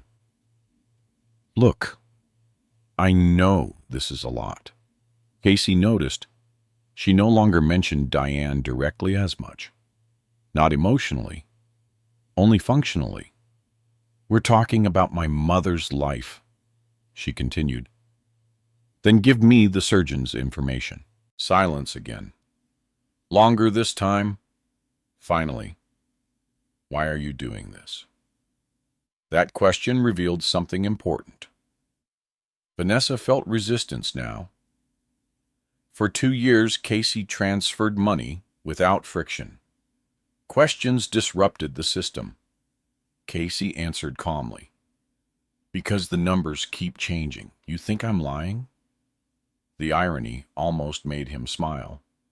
But his voice stayed flat. I think I want documentation. Vanessa's breathing sharpened. Then, for the first time since all this began, anger slipped through fully. After everything I have dealt with, you suddenly decide to become suspicious. Casey looked at the invoices across his table. Tennessee, misspelled, repeatedly. No, he said quietly. I decided to start paying attention. The line went dead instantly. Vanessa hung up. Casey lowered the phone slowly. No yelling afterward. No insults. No emotional collapse. Just silence inside the kitchen. Then his laptop chimed. New email, another invoice attachment. Different amount again, different formatting. And this time the fake hospital logo appeared slightly blurry from being copied too many times. Casey opened the PDF carefully, then forwarded it directly to Lauren. Her response arrived less than 3 minutes later. Now she committed mail fraud too. Casey stared at the sentence while rain drifted softly against the kitchen windows. And for the first time since this started, he realized something important. Vanessa wasn't losing control because Casey became emotional. She was losing control because Casey finally became calm. The Davidson County Courthouse smelled like old, paper-polished wood and burnt coffee. Casey Price noticed that immediately. The morning of the hearing, rainwater still darkened the courthouse steps outside as attorneys moved through metal detectors carrying leather briefcases and overfilled folders. Nashville traffic crawled past the building beneath gray November skies, while reporters gathered near another courtroom down the hall for an unrelated corruption case. None of them cared about Casey. That suited him perfectly. He arrived wearing the only suit he still owned. Dark charcoal, slightly outdated cut. The jacket sleeves a little too short at the wrists because he bought it years earlier, before overtime shifts thickened his shoulders and arms. Marcus Bennett met him near the elevators. "You clean up decent," Marcus muttered. Casey adjusted his tie once. "It still fits." "Barely." Lauren Whitmore approached moments later carrying 2 thick binders and a tablet computer. Her expression looked exactly the same as always. Controlled, prepared, cold in the useful way. "You sleep?" she asked Casey quietly. "Some." That meant no. Lauren already knew that. "Good enough," she said. Casey looked down the hallway toward courtroom 4C. "You think she'll settle before this starts?" Lauren shook her head immediately. "No." "Why?" "Because people who build lies this large usually believe they can still manage perception." Marcus snorted softly. "She's about to manage a disaster." Lauren ignored the comment. "Remember something important today," she told Casey.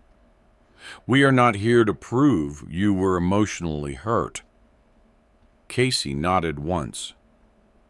"We are here to prove documented fraud."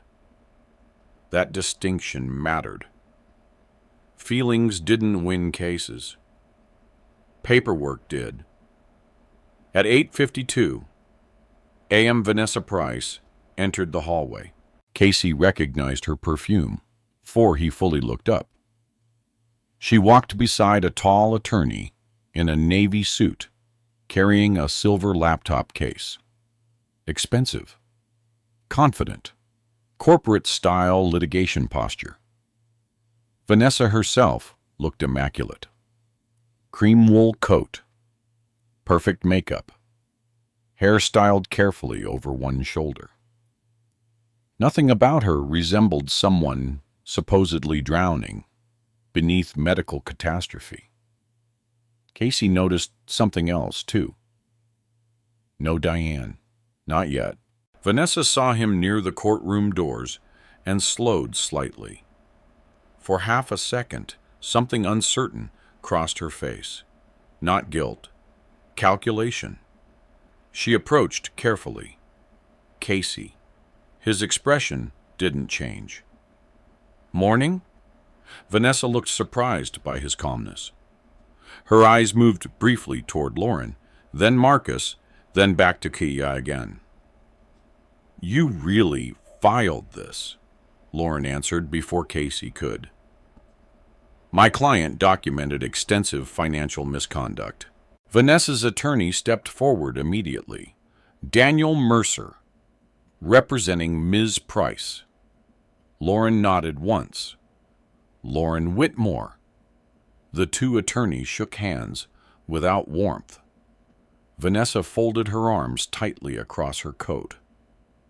"You could have called me first." Casey finally looked directly at her and said what? A brief silence. Vanessa lowered her voice. "You're acting like I stole from you." Nobody answered, because denying it would have sounded ridiculous. The courtroom doors opened moments later. Inside, everything felt colder. Dark wooden benches, state flags. Behind the judge's seat, muted fluorescent lighting. Judge Eleanor Pike entered exactly at 9 a.m., mid-60s, sharp silver hair, reading glasses low against her nose. The kind of judge who had spent decades watching people lie badly beneath oath. The hearing began formally. Case numbers, appearances, preliminary statements. Then Daniel Mercer stood first for Vanessa. He moved smoothly across the courtroom floor with practiced confidence. Your Honor, he began, this case is fundamentally an emotional dispute between divorced individuals complicated by medical hardship. Casey sat motionless beside Lauren. Mercer continued. Ms. Price's mother has undergone legitimate medical treatment over several years. My client relied on support voluntarily offered during divorce negotiations. Voluntarily. Interesting word. Mercer turned slightly toward the judge.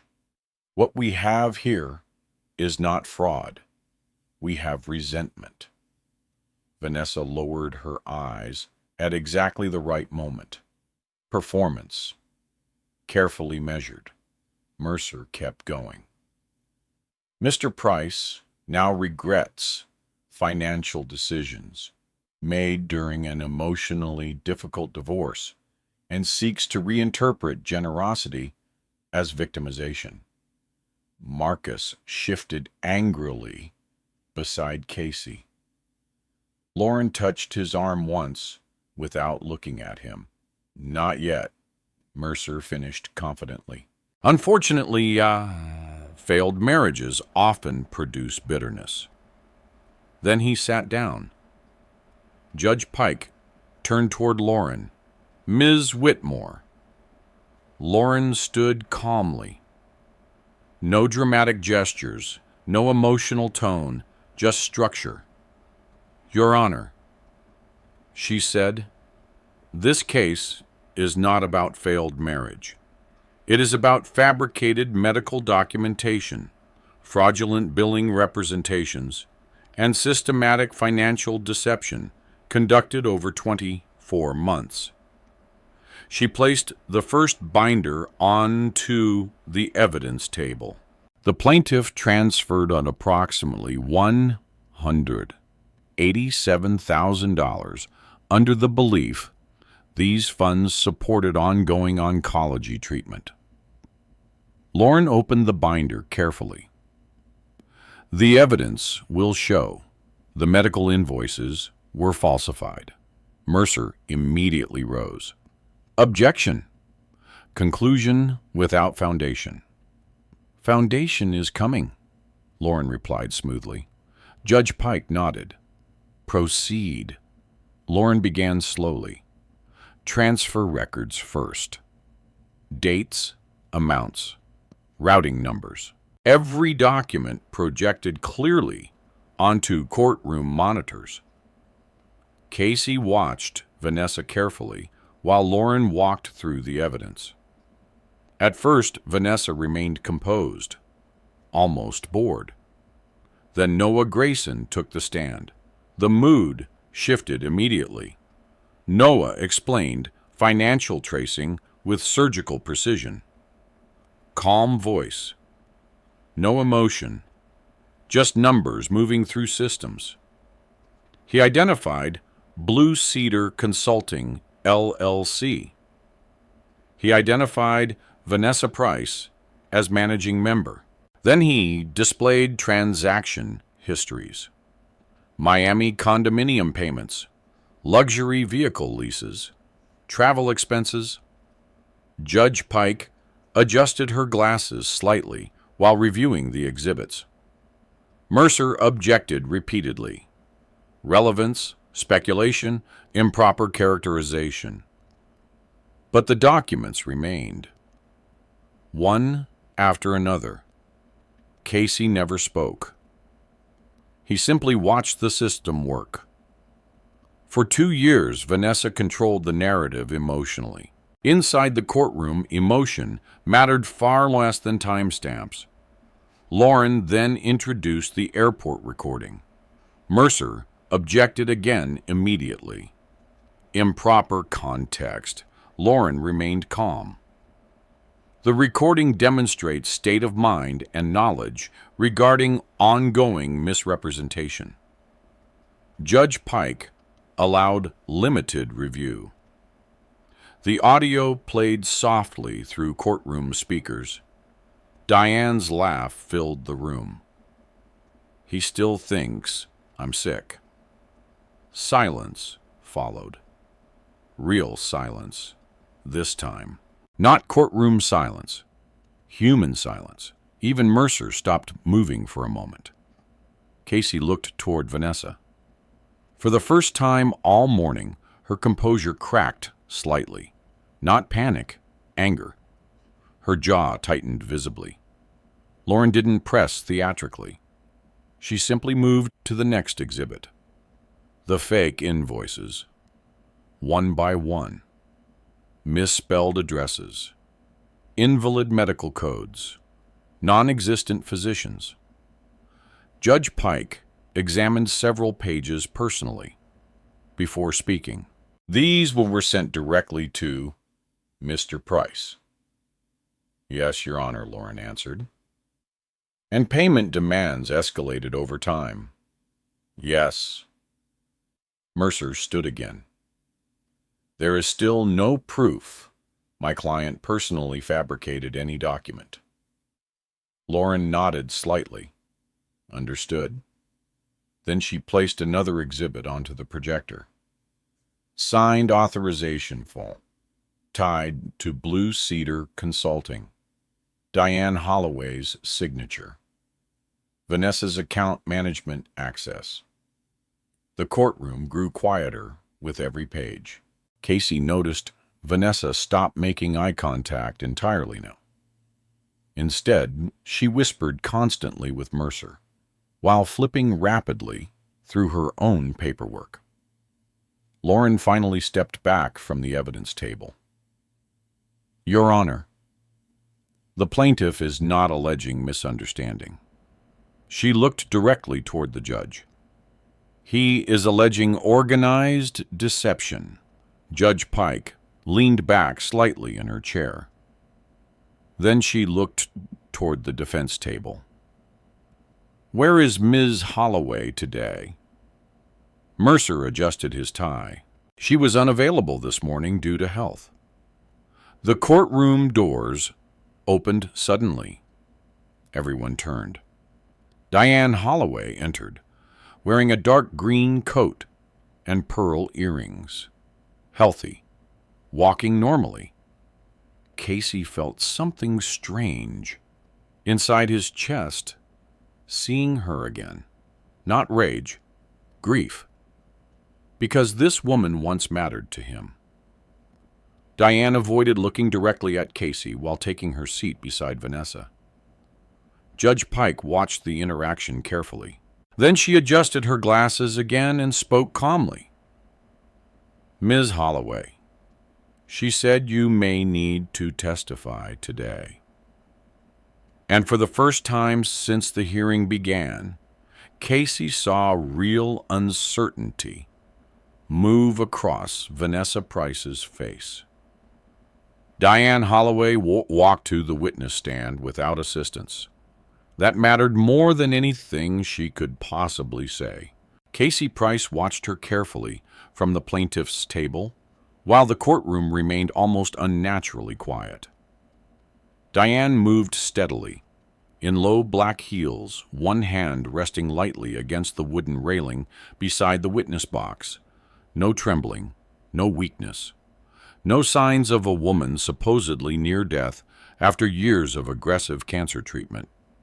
Judge Eleanor Pike noticed it too. Everyone did. Diane adjusted her green coat carefully before sitting down. A courthouse clerk stepped forward with the Bible, while Mercer whispered something urgently into her ear. Casey couldn't hear the words. but he could read the fear behind them. Not fear of prison, fear of losing control of the story. After being sworn in, Diane folded both hands tightly in her lap. Lauren Whitmore approached the witness stand slowly. No aggression in her posture, no raised voice. That almost made the questioning more dangerous. "Good morning, Ms. Holloway." Diane nodded stiffly. "Good morning." Lauren opened a thin folder. "You understand you're under oath today?" "Yes." "You were diagnosed with cancer approximately 3 years ago." "Yes." "That diagnosis was real?" "Yes." Lauren nodded once. "We are not disputing that." Mercer relaxed slightly at the defense table. "Too early," Lauren continued calmly. "When did you complete your final chemotherapy treatment?" A pause. Diane glanced briefly toward Vanessa. "About a year ago." Lauren checked a document. "1 year exactly. I don't remember the exact date." "That's understandable." Lauren stepped closer to the witness stand. "Would reviewing medical records help refresh your memory?" Diane hesitated. "Yes." Lauren handed a document to the bailiff, who passed it to Diane. Casey watched Diane's face carefully while she read. Her expression changed almost immediately. Small shift, barely visible. But Casey noticed. Lauren waited. "Ms. Holloway," Diane swallowed once. "It says remission began 18 months ago." The courtroom stayed silent. Casey looked down briefly at the table. 18 months. That meant most of the money came after treatment effectively ended. Lauren's voice remained calm.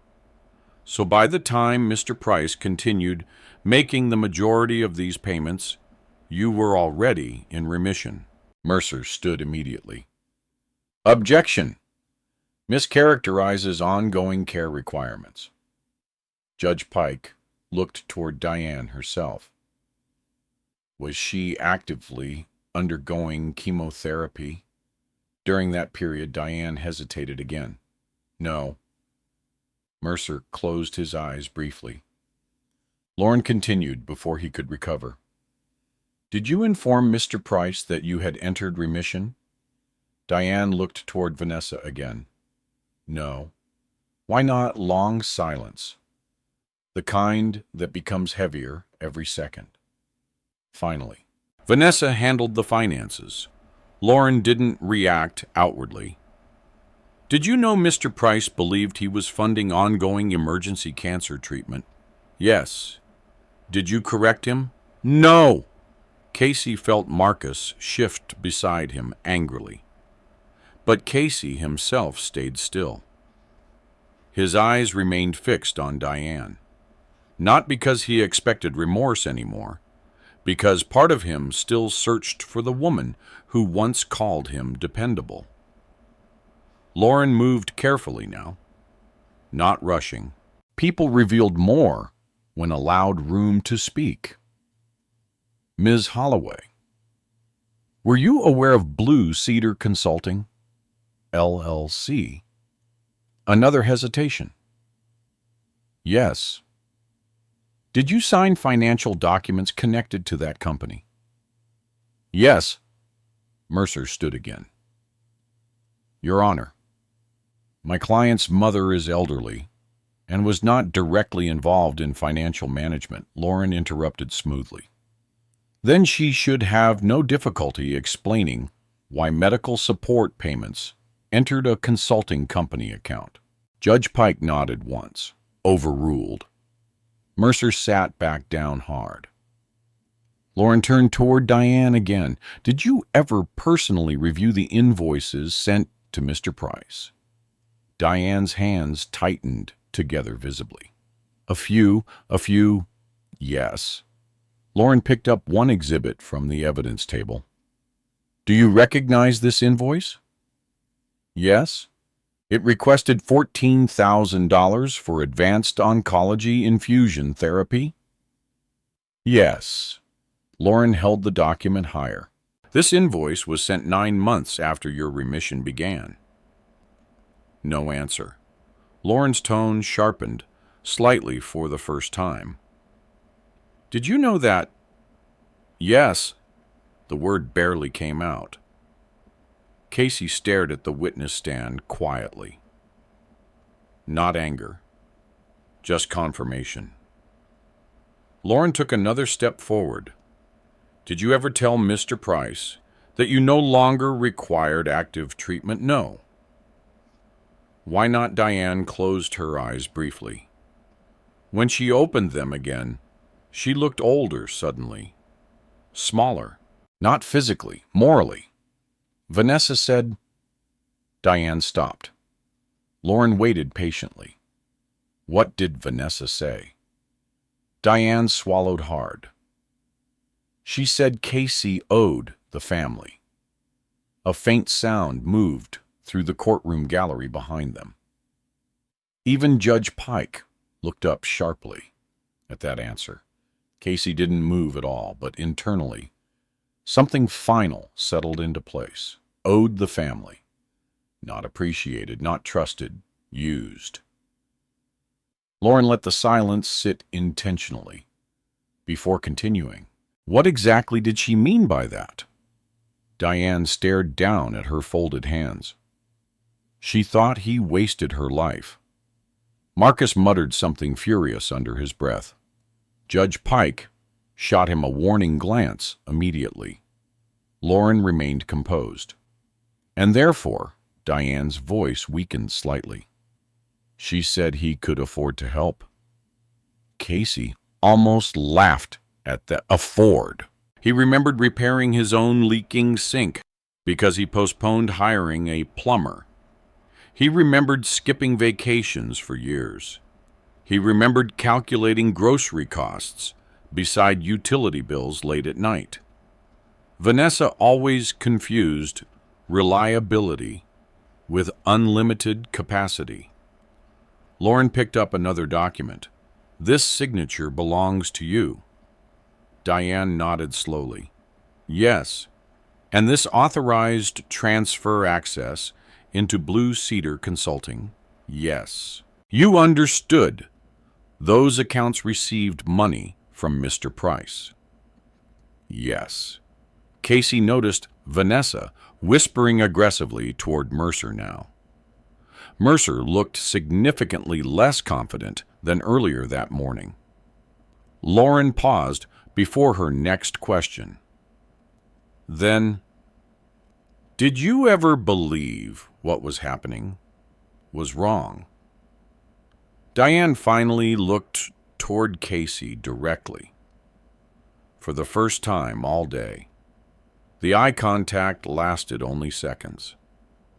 But Casey saw something there. Not innocence, regret. Too late. Yes, Diane said quietly.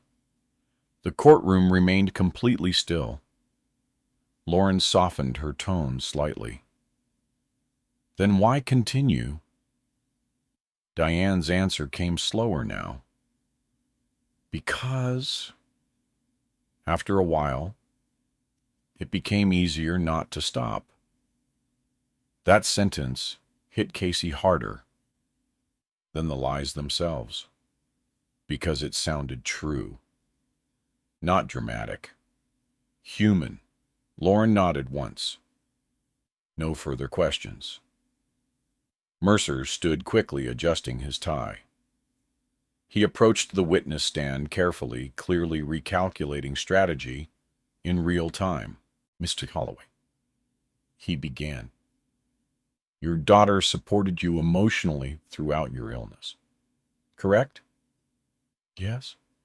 And Mr. Price voluntarily continued financial assistance after the divorce. Yes. Mercer paced slowly. So nobody physically forced him to make payments? Diane hesitated. No. Mercer seized on that immediately. and your daughter believed those payments represented continued support obligations. Lauren objected instantly. Calls for speculation regarding another individual's beliefs. Sustained, Judge Pike replied. Mercer adjusted again. Did Vanessa ever explicitly tell you she intended to commit fraud? The courtroom quieted. Diane looked toward Vanessa once more. Vanessa's expression remained perfectly still now, controlled, cold. Diane answered carefully, "No." Mercer nodded quickly. No further questions. But the damage was already done. Everyone in the room understood it. The issue was no longer whether Casey had been misled. The issue was how, deliberately. Judge Pike removed her glasses slowly. "Ms. Holloway," she said calmly, "you may step down." Diane rose carefully from the witness stand. For one brief second, Casey thought she might approach him. Apologize, maybe. Explain something. Instead, she walked directly back beside Vanessa without speaking. Vanessa never looked at Casey once, not after her mother admitted the truth under oath. Lauren returned quietly to the plaintiff's table. Marcus leaned closer immediately. She cracked. Lauren kept organizing documents calmly. Not enough yet. Casey looked toward the defense table where Vanessa whispered urgently, with Mercer. What happens now? Lauren glanced toward the remaining evidence binder still unopened beside her. Then she answered quietly. Now we show the court what your ex-wife said when she thought nobody would ever check anything. And for the first time that morning, Casey saw real concern enter Daniel Mercer's face. The courtroom felt different after Diane Holloway stepped down from the witness stand. Heavier. Before her testimony, the case still carried space for interpretation. Emotional confusion, miscommunication, complicated divorce dynamics. After her testimony, the lies had structure. And structure was dangerous. Casey Price sat quietly beside Lauren Whitmore, while Daniel Mercer whispered urgently into Vanessa's ear across the courtroom. Vanessa no longer looked polished and relaxed like she had earlier that morning. Now she looked alert. Cornered people always became more attentive. Judge Eleanor Pike reviewed several documents silently before looking back toward Lauren. You indicated additional evidence, Ms. Whitmore. Yes, Your Honor. Lauren stood smoothly and lifted the final binder from the table. Casey noticed Marcus Bennett lean slightly forward beside him. Even Marcus hadn't seen everything yet. Lauren opened the binder carefully. During discovery preparation, she began calmly. Mr. Price provided archived electronic communications spanning approximately 2 years. Mercer immediately stood. We object to speculative interpretation of informal private communication. Lauren didn't even look at him. The messages speak for themselves. Judge Pike nodded once. Proceed. Lauren connected her tablet to the courtroom display system. An email appeared on the monitor. From Vanessa Price to Diane Holloway. Subject: he won't question it. Casey hadn't seen this message until 2 nights earlier. Noah recovered it from archived cloud backups Casey forgot still existed inside an old shared storage account created during the marriage. Lauren began reading aloud. Casey still thinks treatment is getting worse.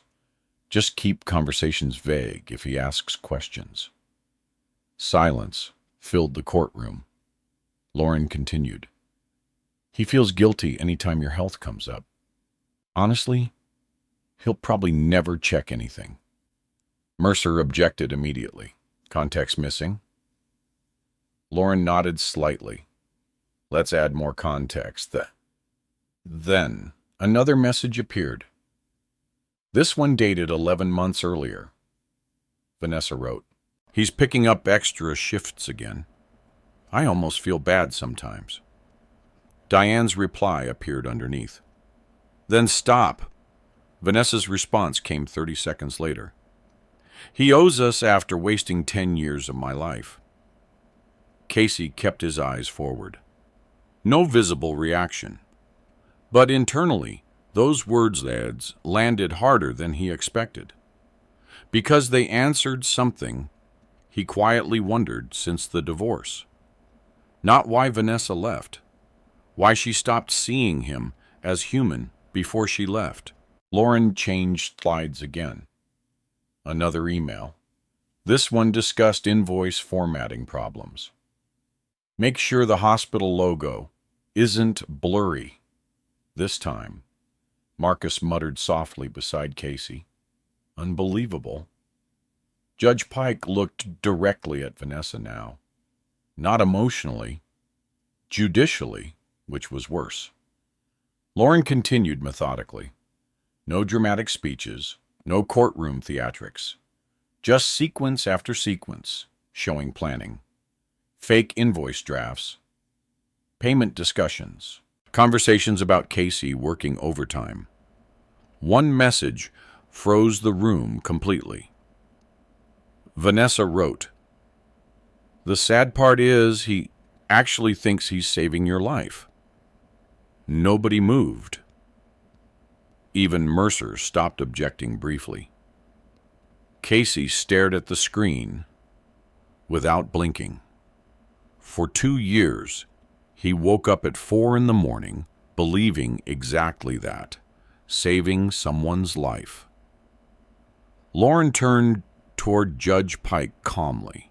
The plaintiff's continued payments were not voluntary charity in any meaningful legal sense. They were induced through sustained deception. Mercer stood again quickly. Your Honor, emotional language aside, Mr. Price still made independent financial decisions. Lauren nodded once. Correct. Based on fabricated medical emergencies. Judge Pike folded her hands together thoughtfully. Continue?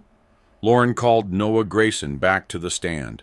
Noah adjusted the microphone slightly before opening several financial charts. Using bank records, LLC filings, and transactional tracing, I reconstructed the movement of funds received from Mr. Price. He displayed a timeline. Casey recognized every payment instantly.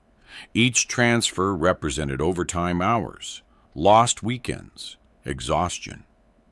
Noah continued calmly. Funds entering Blue Cedar Consulting were rapidly redistributed into non-medical expenditures. The screen changed. Luxury retail purchases, travel reservations, vehicle lease payments, condominium expenses. Noah pointed toward one highlighted section.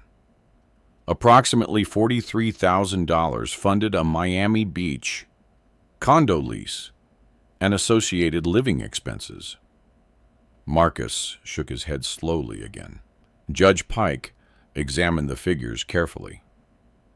Any evidence these funds supported legitimate medical treatment? Your Honor. Mercer rose. Cross-examination. He approached Noah carefully. Mr. Grayson, you are not claiming every expenditure by my client was improper. No, and people with medical trauma sometimes spend money emotionally? Yes, Mercer nodded quickly. So, lifestyle purchases alone do not establish fraud. No, Noah answered calmly. The fabricated invoices establish fraud. The courtroom grew quiet again. Mercer shifted direction. You cannot prove Vanessa Price personally designed every invoice. Noah remained expressionless. No, but I can prove the money resulting from those invoices entered accounts under her direct control. Mercer stopped pacing. That answer hurt. Everyone knew it.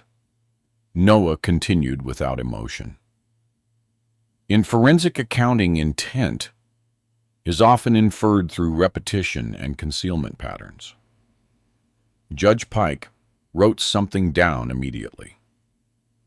Mercer ended cross-examination shortly afterward because there wasn't much left to attack. The evidence no longer depended on Casey's emotions. It depended on documented systems. Lauren stood once more after Noah stepped down. Your Honor, one final item. She looked toward Casey briefly, then toward the judge again, Mr. Price himself. Casey hadn't expected that. He looked toward Lauren quietly. She gave only a small nod. Time. Casey walked toward the witness stand calmly. No shaking hands. No dramatic posture. Just the same steady movement he used carrying tools through airport terminals every morning. After being sworn in, he sat down beneath the courtroom lights. Lauren approached gently. State your occupation. I work airport maintenance at Nashville International. How long? Almost 11 years. Lauren nodded. Did you continue making these payments? Because you believed Diane Holloway was undergoing active cancer treatment. Yes. Why? Casey thought about the answer carefully. Not legally. Personally. Because I believed people meant what they said. Silence settled heavily across the courtroom. Lauren didn't interrupt it. She let the simplicity stand on its own. Did you ever intend these payments to fund luxury travel or personal business expenses? No. Did you know Blue Cedar Consulting existed? No. Did you believe the medical invoices were legitimate? Yes. Lauren nodded once. No further questions. Mercer stood slowly for cross-examination. He approached Casey differently than he approached earlier witnesses. Less aggressive. Probably because Casey didn't look like a vindictive ex-husband. He looked tired. Mercer adjusted his tie. Mr. Price, you are clearly a hard-working man. Casey said nothing. You chose to continue supporting your former mother-in-law after divorce. Yes. So you cared deeply for her. I did. Mercer paced slowly.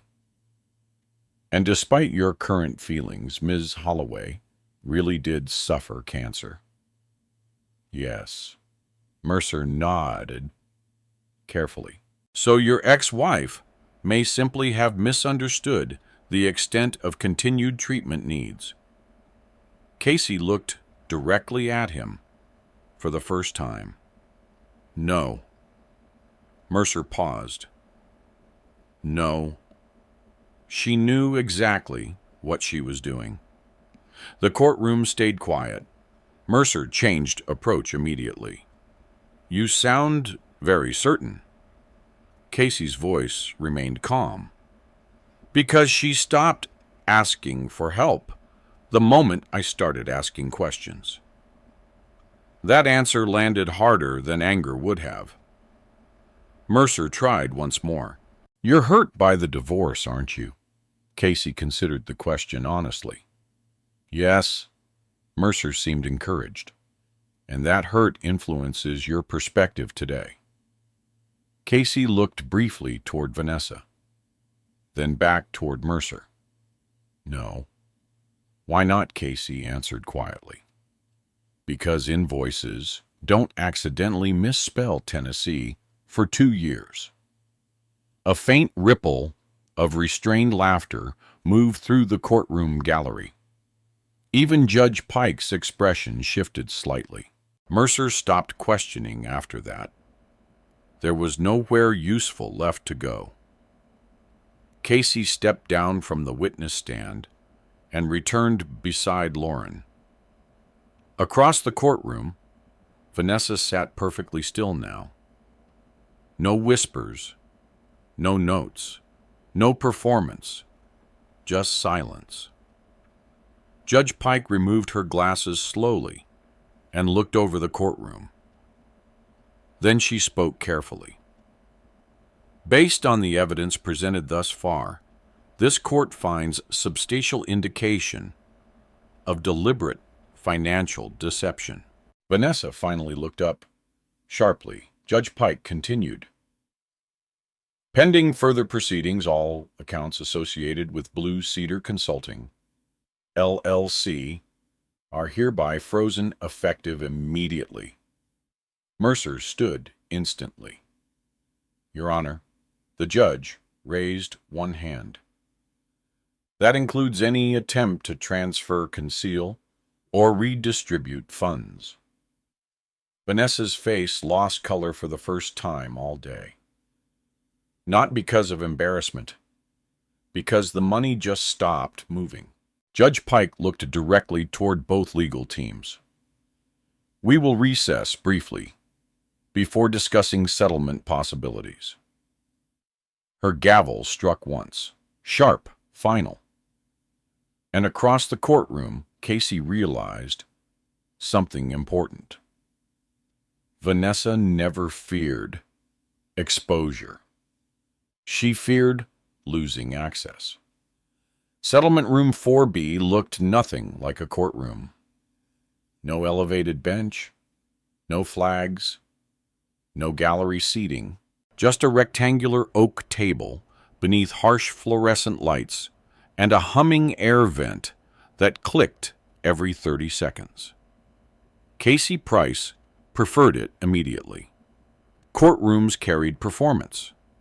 Settlement rooms carried consequences. Lauren Whitmore entered first carrying 2 binders and a legal pad. Casey followed quietly behind her while Marcus Bennett waited outside near the hallway vending machines. Across the table, Vanessa Price already sat beside Daniel Mercer. For the first time since this began, Vanessa looked tired. Actually tired. Not emotionally styled exhaustion with perfect makeup and soft lighting. Real strain. The court order freezing Blue Cedar Consulting accounts had changed things quickly. Noah Grayson already confirmed multiple outgoing transactions failed within the hour after Judge Pike's ruling. Money stopped moving. And suddenly, the fantasy lifestyle built on Casey's overtime shifts looked fragile. Mercer broke the silence first. My client is prepared to discuss resolution. Lauren sat down calmly. Good. No warmth, no satisfaction, just business. Casey remained silent beside her. Vanessa looked at him twice during the first few minutes, clearly expecting some emotional reaction, now that they sat only feet apart. She got nothing. That seemed to bother her more than anger would have. Mercer opened a folder. Before we proceed, I'd like to avoid unnecessary escalation involving criminal referrals. Lauren didn't blink. Then your client should have avoided unnecessary fraud. Mercer ignored the comment. We're willing to negotiate financial restitution. Casey watched Vanessa carefully. Even now, she never once said, "I'm sorry." Only numbers, risk, exposure. Lauren slid a document across the table. Full repayment schedule.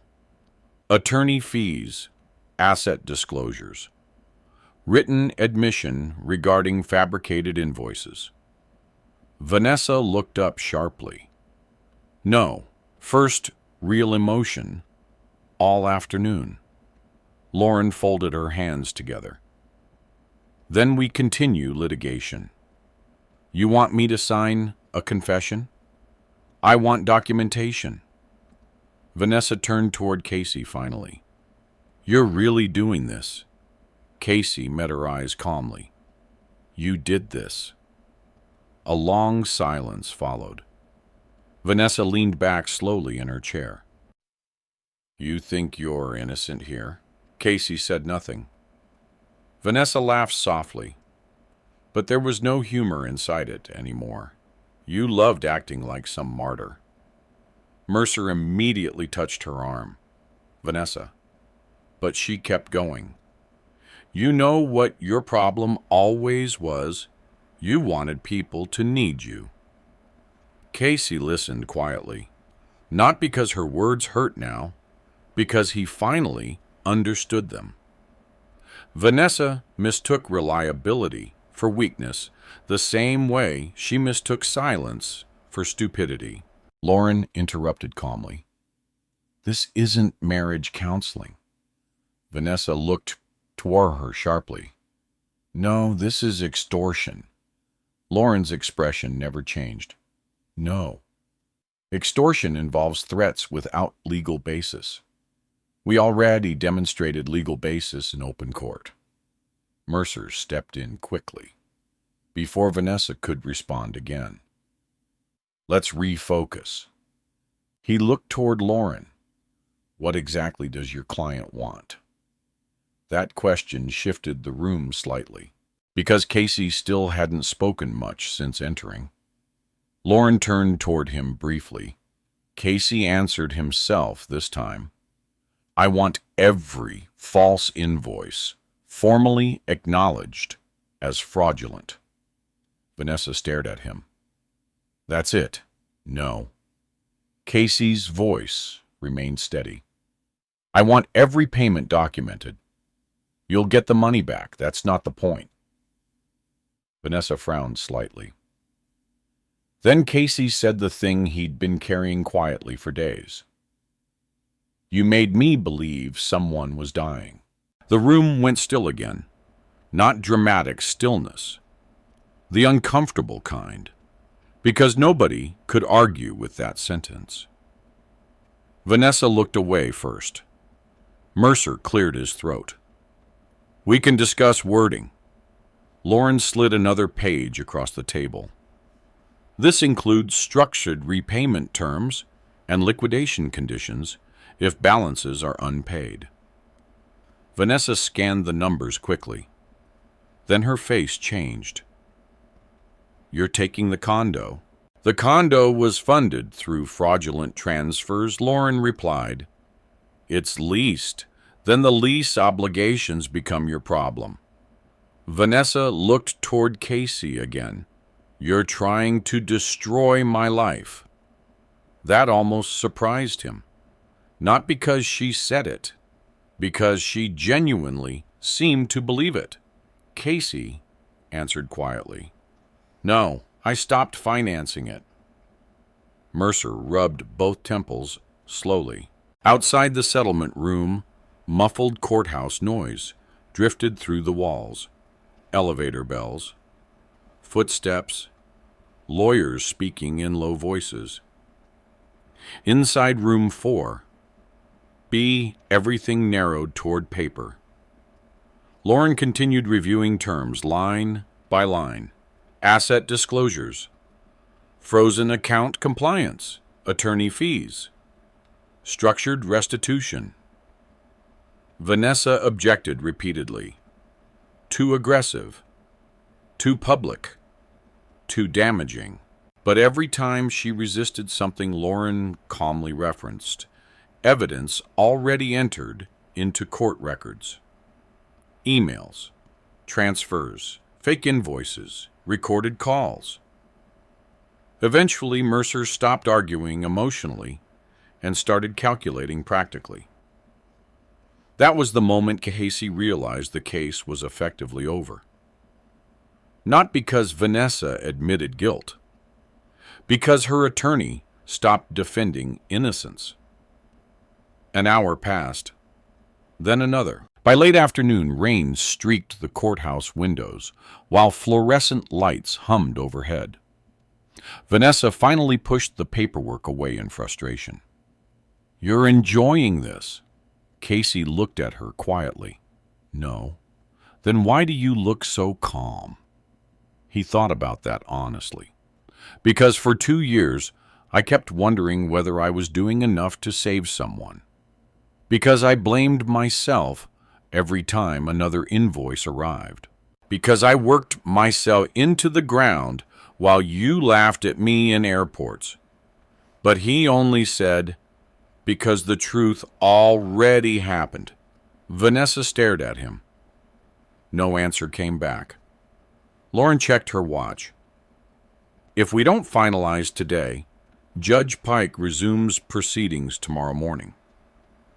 Mercer looked toward Vanessa carefully. That mattered, because tomorrow meant continued public record, more testimony, more exposure, possibly criminal referral discussions. Vanessa understood that too. Finally, she picked up the pen. Not dramatically. No breakdown. No tears. Just controlled anger tightening her jaw, while she signed, page after page. Casey watched silently. The same hand that forged invoices now signed restitution agreements. Mercer signed next. Then Lauren. When the final page slid across the table toward Casey, he looked at it for several seconds before signing his own name. Casey Price. Simple signature. Same steady handwriting he used on maintenance reports every night at the airport. When it was done, nobody spoke immediately. The air vent clicked overhead again. Vanessa stared down at the table. "You really think this changes anything?" she asked quietly. Casey stood slowly. It already did. Lauren gathered the paperwork into her binder carefully. "We'll file the agreement with the court within the hour." Mercer nodded stiffly. Vanessa remained seated while Casey walked toward the door. Then suddenly Casey. He stopped. Not because emotion pulled him back, because habit still did. He turned slightly. Vanessa looked smaller now, somehow. Not weaker, just exposed. "I did care about you once," she said. Casey studied her face for a long moment. Maybe she believed that. Maybe part of it was even true. But truth without honesty eventually rotted into something else. "I know," he answered quietly. Then he opened the door and walked out. Marcus stood immediately from the hallway bench. "Well?" Casey looked exhausted. Suddenly, "It's done." Marcus grinned. "That's it? That's all you got?" Casey almost smiled. Almost. Then his phone buzzed inside his pocket. Airport dispatch. He answered automatically. "Price." Static crackled briefly over the line. Then major refrigeration failure near Concourse C food storage. "We need you back here, ASAP." Casey closed his eyes for half a second. Marcus laughed loudly. "Man just won a fraud case and still getting called into work." Casey slid the phone back into his pocket.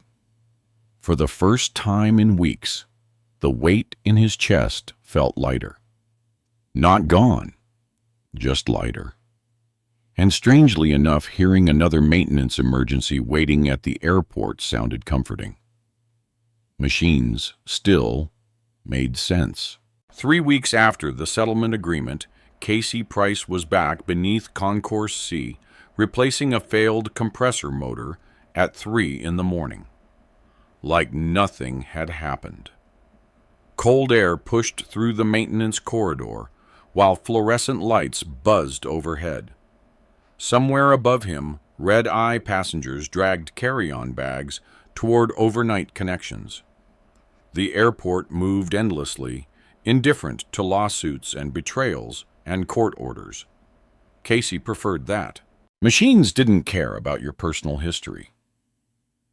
A wrench slipped against steel bolts with a sharp metallic click. Casey adjusted the socket angle and tried again. Careful old man Marcus Bennett called from behind him.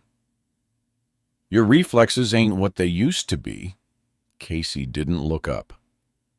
"You standing there talking counts as helping." Now Marcus grinned and handed him another flashlight. The refrigeration repair had already stretched past 2 hours. One cooling unit failure triggered another shutdown inside the airport's food storage system. And now half the overnight kitchen inventory risked spoiling if temperatures climbed any higher. Normally, Casey would have hated the overtime. Now it felt strangely calming.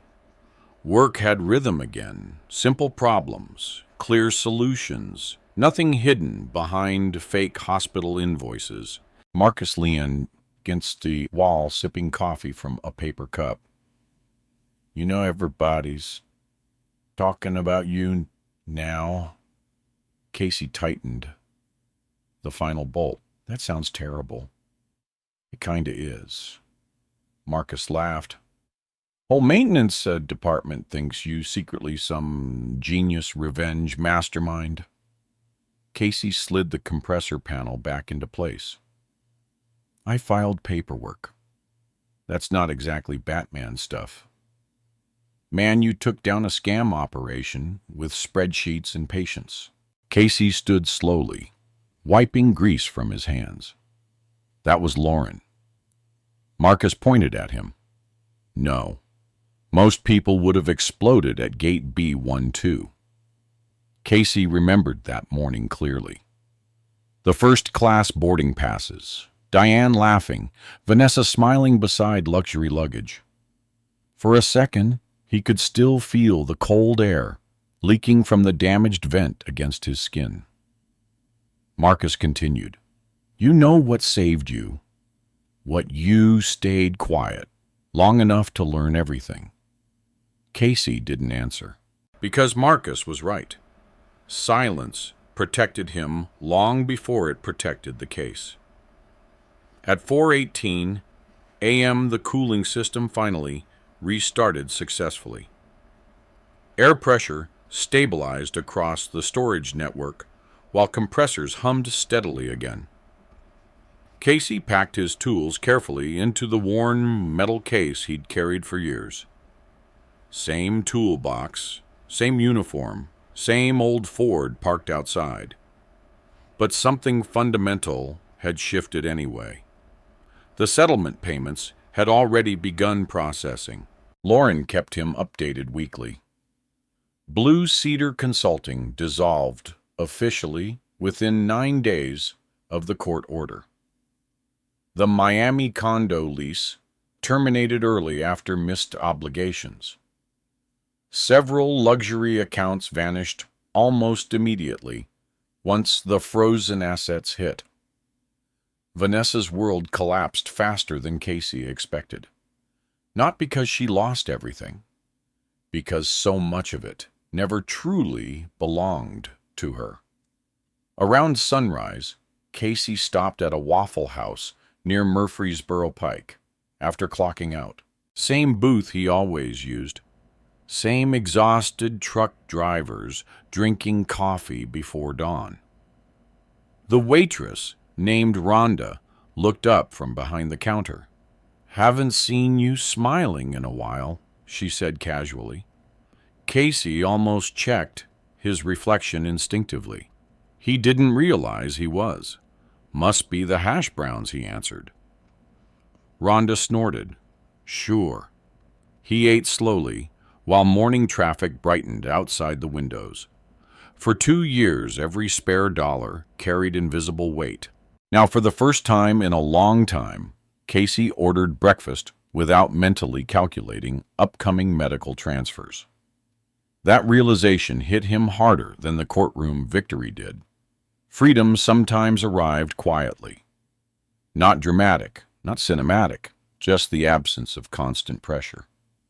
Later that afternoon, Lauren called while Casey changed oil in his truck driveway. "You busy?" she asked. "Not really." "You received the first repayment transfer this morning." Casey wiped his hands with a rag. "I saw." "How do you feel?" The question surprised him. Nobody asked that much anymore. Casey looked toward the old Ford, sitting half-lifted on the jack stand. Oil stains marked the driveway beneath it. For years, he kept repairing this truck instead of replacing it.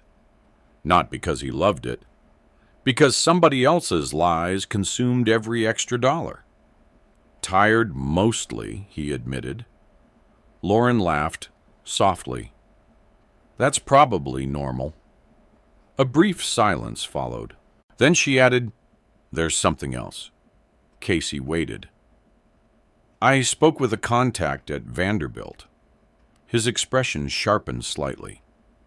"What about?" Lauren's voice stayed calm. "They reviewed the case informally after the hearing record circulated." Casey leaned against the truck. "And they want to know whether you'd consider helping fund a small patient assistance program anonymously." That caught him completely off guard. "For real patients, yes." The irony almost felt unreal.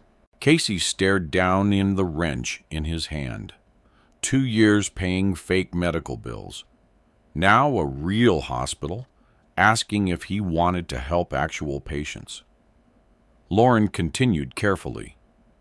"No pressure. I just thought you should know." Casey looked toward the quiet street outside his house.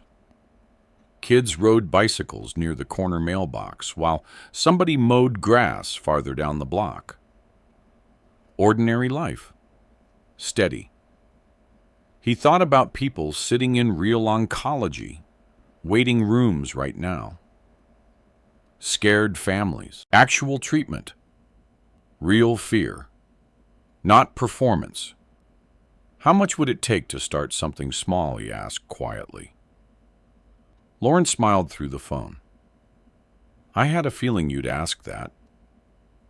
3 months later, nobody at the airport knew Casey had done it. That's exactly how he wanted things. The Vanderbilt Patient Relief Fund appeared quietly online beneath a list of donor-supported assistance programs. Anonymous contributor. Emergency transportation and temporary lodging support for low-income cancer patients. No plaque, no speech, no public recognition. Marcus only found out accidentally after Lauren mentioned it during a paperwork call. "You serious?" Marcus asked. One night during break. Casey shrugged. Money should probably help actual sick people this time. Marcus stared at him for several seconds. "You know most people would have bought a Corvette after all that." Casey looked out through the break room window toward planes taxiing across the wet runway. "I still got the truck." "Yeah, because you're weird." Casey almost smiled again. Almost. Months passed quietly after that. No dramatic updates from Vanessa. No emotional closure scenes. Lauren informed him that several investigative agencies still reviewed the financial fraud documentation. But Casey stopped asking for details eventually. He didn't need more punishment. He needed peace. One cold February morning, Casey walked through Concourse B, carrying a maintenance clipboard when he passed Gate B12 again.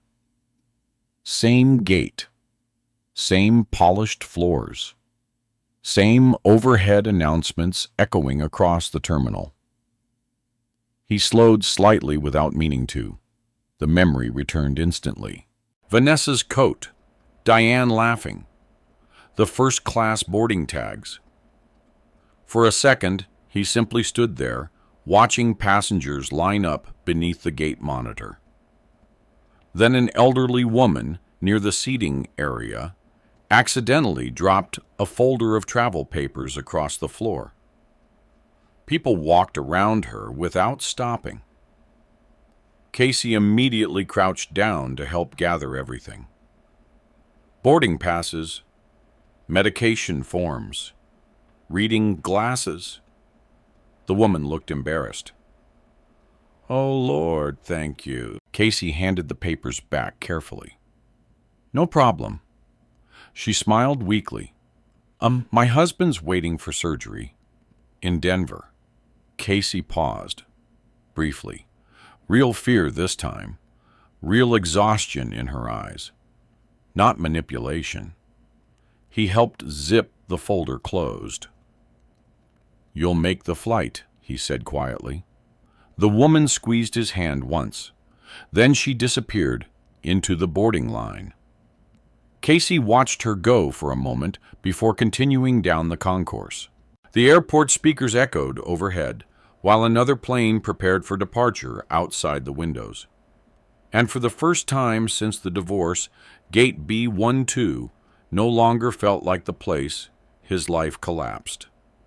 Just another gate.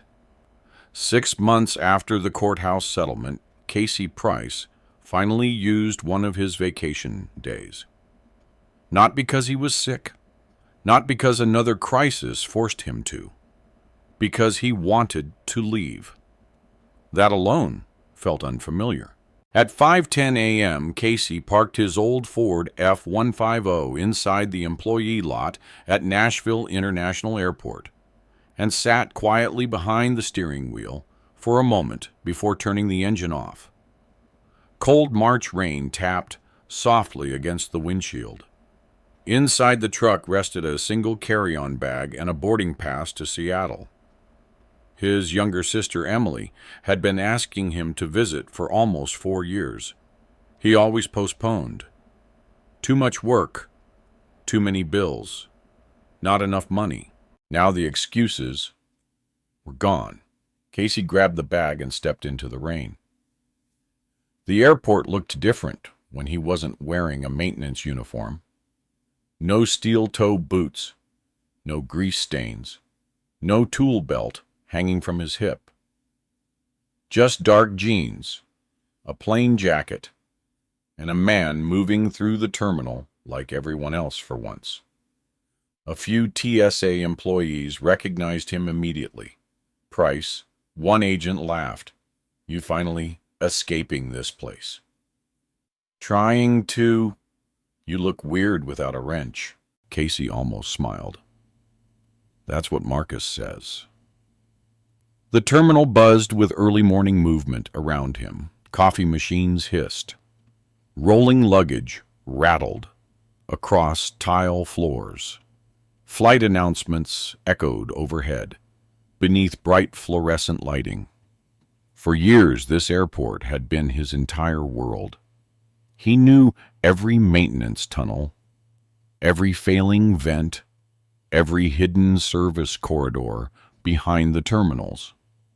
But now he walked through it differently, lighter, not happy exactly, peaceful, and peace felt quieter than he expected. His phone buzzed while he waited near security. Lauren Whitmore. Casey answered immediately. "Morning. You at the airport already?" "Yeah. Seattle today, right?" "Hopefully." Lauren laughed softly. You sound nervous. Casey adjusted the strap on his carry-on. I haven't taken a real trip in years. That's usually what vacations are. A brief silence followed. Then her voice became more professional again. One update before you disappear into the Pacific Northwest. Casey leaned lightly against the wall near the security line. What happened? The restitution process is officially complete. He absorbed that quietly. Every payment returned. Every documented transfer accounted for. No missing balances left hanging in legal paperwork anymore. And Lauren continued, state investigators are still reviewing related fraud documentation. Mercer believes Vanessa may attempt a negotiated resolution separately. Casey looked out through the terminal windows toward rain-covered runways. What does that mean? Probably fines. Possibly charges. Depends how aggressively they pursue it. Casey nodded once. He realized something strange then. He didn't feel satisfaction hearing that. 6 months earlier, he probably would have. Now, he mostly felt distant from the entire situation. Lauren seemed to understand. You okay? Yeah, you don't sound interested. Casey watched a Southwest plane push back slowly from the gate. I think I stopped on needing punishment after the truth came out. Lauren stayed quiet for a second. Then that's healthier than most people manage. Casey thanked her for everything before ending the call. The security line moved slowly forward.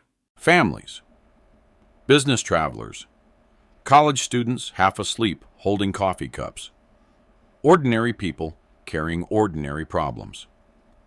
No one around him knew he once financed a fake cancer scam for 2 years. And Casey realized he preferred it that way. A man in front of him struggled folding a stroller while holding a crying toddler. Casey stepped forward automatically and helped lock one side into place. Thanks, the exhausted father muttered. No problem. Small things, simple things. Life felt made of those again, instead of court filings and evidence binders. Near Gate B12, Casey stopped walking unintentionally. His feet simply slowed. The gate looked almost identical to the morning everything changed. Same polished floor reflections, same rows of charging stations. Same airport announcements, drifting through the concourse. Different people now. Different flights. Different life. Casey stood there quietly holding his boarding pass while passengers lined up nearby for Denver. 6 months earlier, this place felt poisoned. Now, it just felt ordinary. That surprised him most. Pain always felt permanent while you were inside it. Then one day, it became a location instead of a wound. His phone buzzed again. Marcos Bennett. Casey answered immediately. You miss me already. Marcus snorted loudly through the speaker. Hell no. Break room fridge died again. Casey laughed quietly. Actual laughter this time, not forced. Marcus heard it immediately. Well, damn, Marcus said. That's the first real laugh I heard out of you in like 3 years. Casey sat down near the gate windows. Outside, rain streaked across the glass, while baggage crews loaded cargo into a waiting aircraft. What's happening at the airport, he asked. Same chaos. One TSA guy threw up in your Terminal C, Starbucks. Some tourist clogged a toilet with paper towels. Couple compressors acting stupid. Casey shook his head, smiling faintly. Sounds normal. Marcus became quieter. After a moment, you deserve this trip, man. Casey looked down at the boarding pass in his hand. Seattle. Departure 7:42 a.m. For years, he kept postponing his own life while trying to rescue someone else's lie.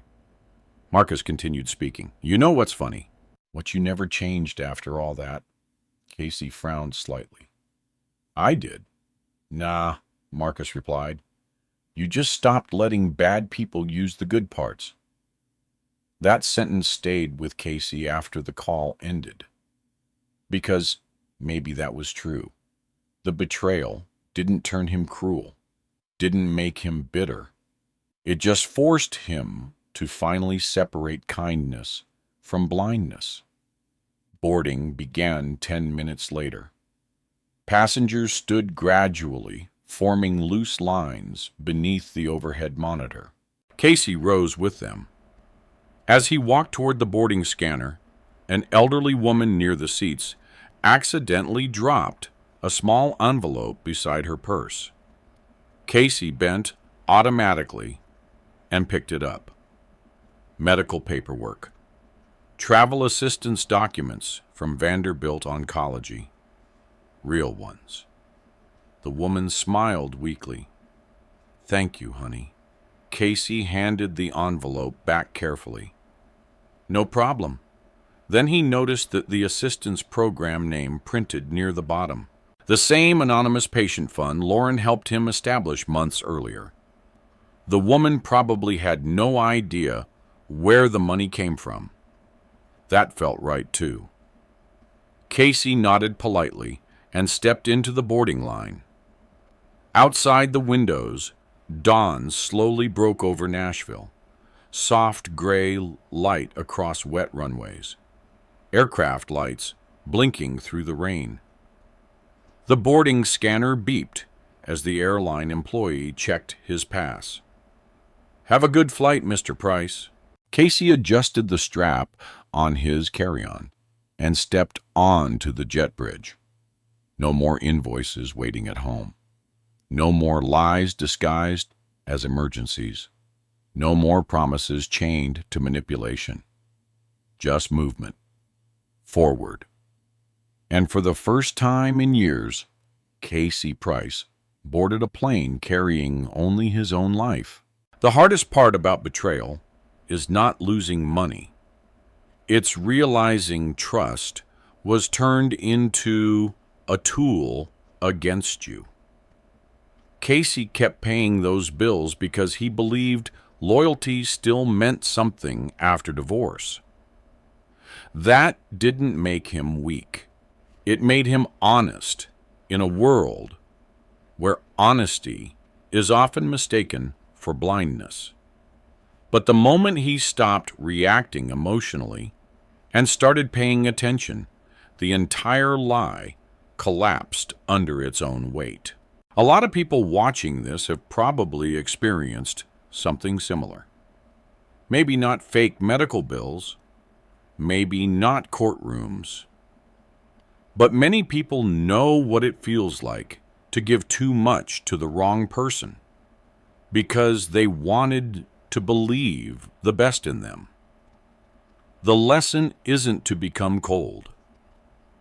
It's to understand that kindness still needs boundaries, and trust should never replace evidence. If you were in Casey's position, what would have hurt you more? Losing the money or hearing the people you trusted laugh about it behind your back? Share your answer in the comments. I read them all. And if you enjoy stories about quiet strength, betrayal, patience, and people who fight back without losing themselves, subscribe now. Tomorrow's story begins with a man who received a thank you card from the company. that secretly destroyed his career.